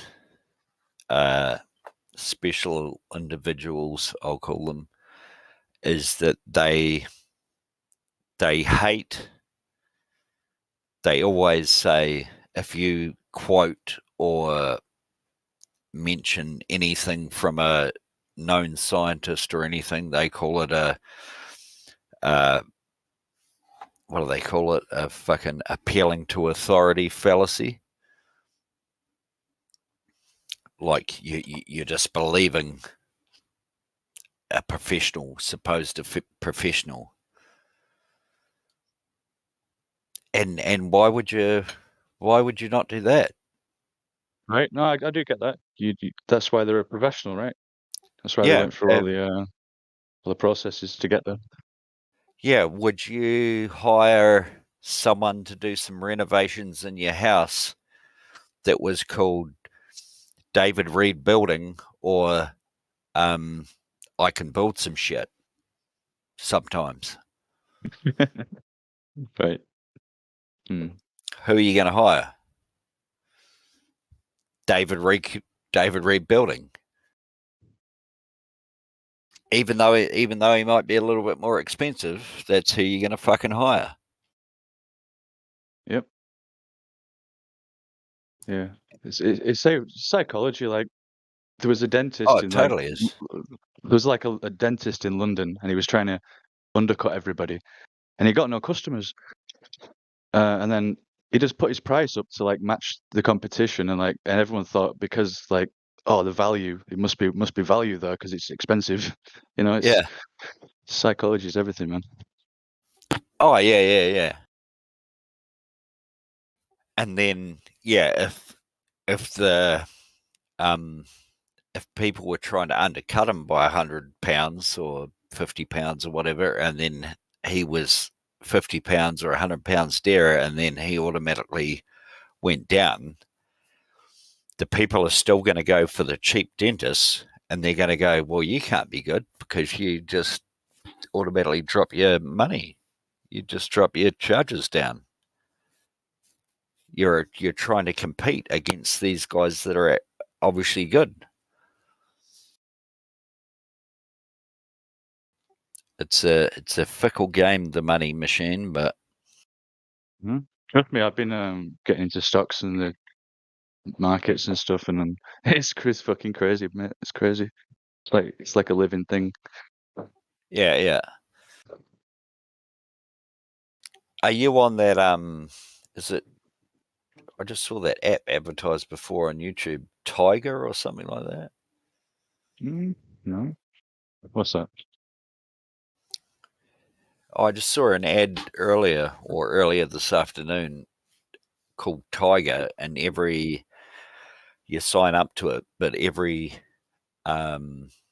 purchase you make, like if you buy something for $11.01, it'll round it up to 5 cents and put 4 cents on whatever shares you put on. Like it'll take a fucking 100 years to make any money, but at least your 4 cents isn't going to the bank and it's going to somewhere. Yeah, maybe that's maybe it's not regulated where I am. Like the British are pretty.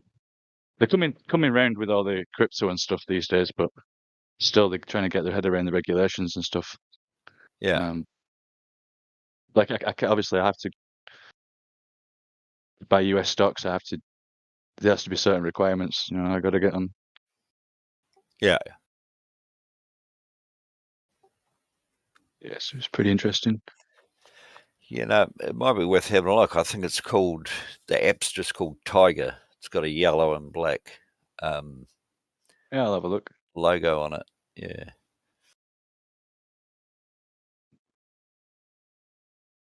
Oh, Tiger Brokers. Oh yeah, with a little tail. I see it. Yeah. Okay, I'll have a look at that. Yeah, and there's another one called Sharesies. SHAREIESS. Similar Yeah, app. I think that's specifically New Zealand, though, mate. I'm just looking now. Oh yeah. That's cool though. It's almost like one of those voucher coupon app extensions you can get, or something similar, right? Yeah. Okay. Yeah, I'll have a look at that tag one. Yeah, no, check it out. Oh, Singapore. Okay. There's big bucks on the Singapore exchange. Yep. It's like 10 p.m. or something for me when it opens. I'll tell you what, a good one to. I haven't done it. I haven't got enough money yet. Is SpaceX. I don't know if they're listed on there. No, he's trying to get Starlink public, and that's about it. That's all he's going to release publicly, which is also pretty cool. Or the other big one is that'll go fucking huge will be the company in the North Island. Rocket Lab.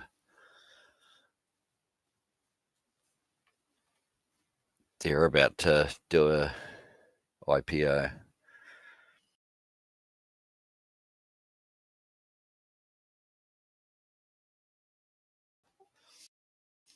Rocket Lab. They're the New Zealand satellite launch company.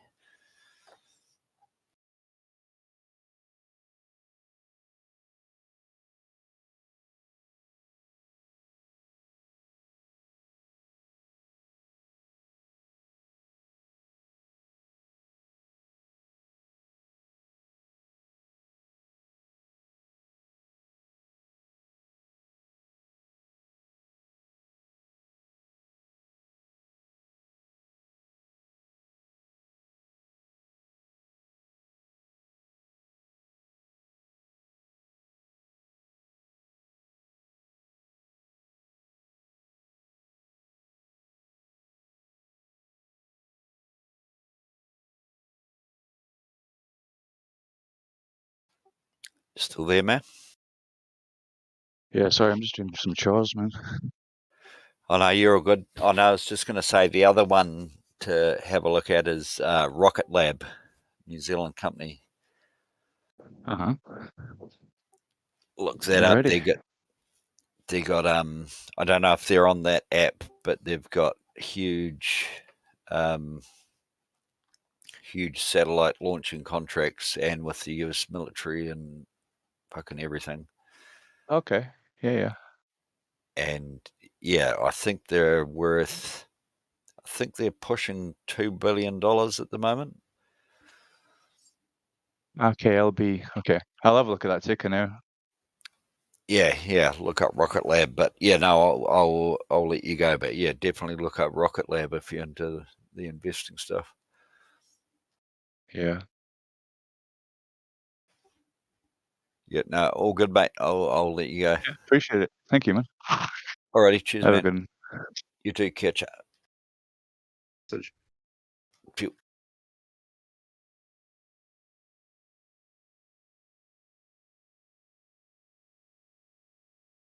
That's cool. Nice. That's a win-win.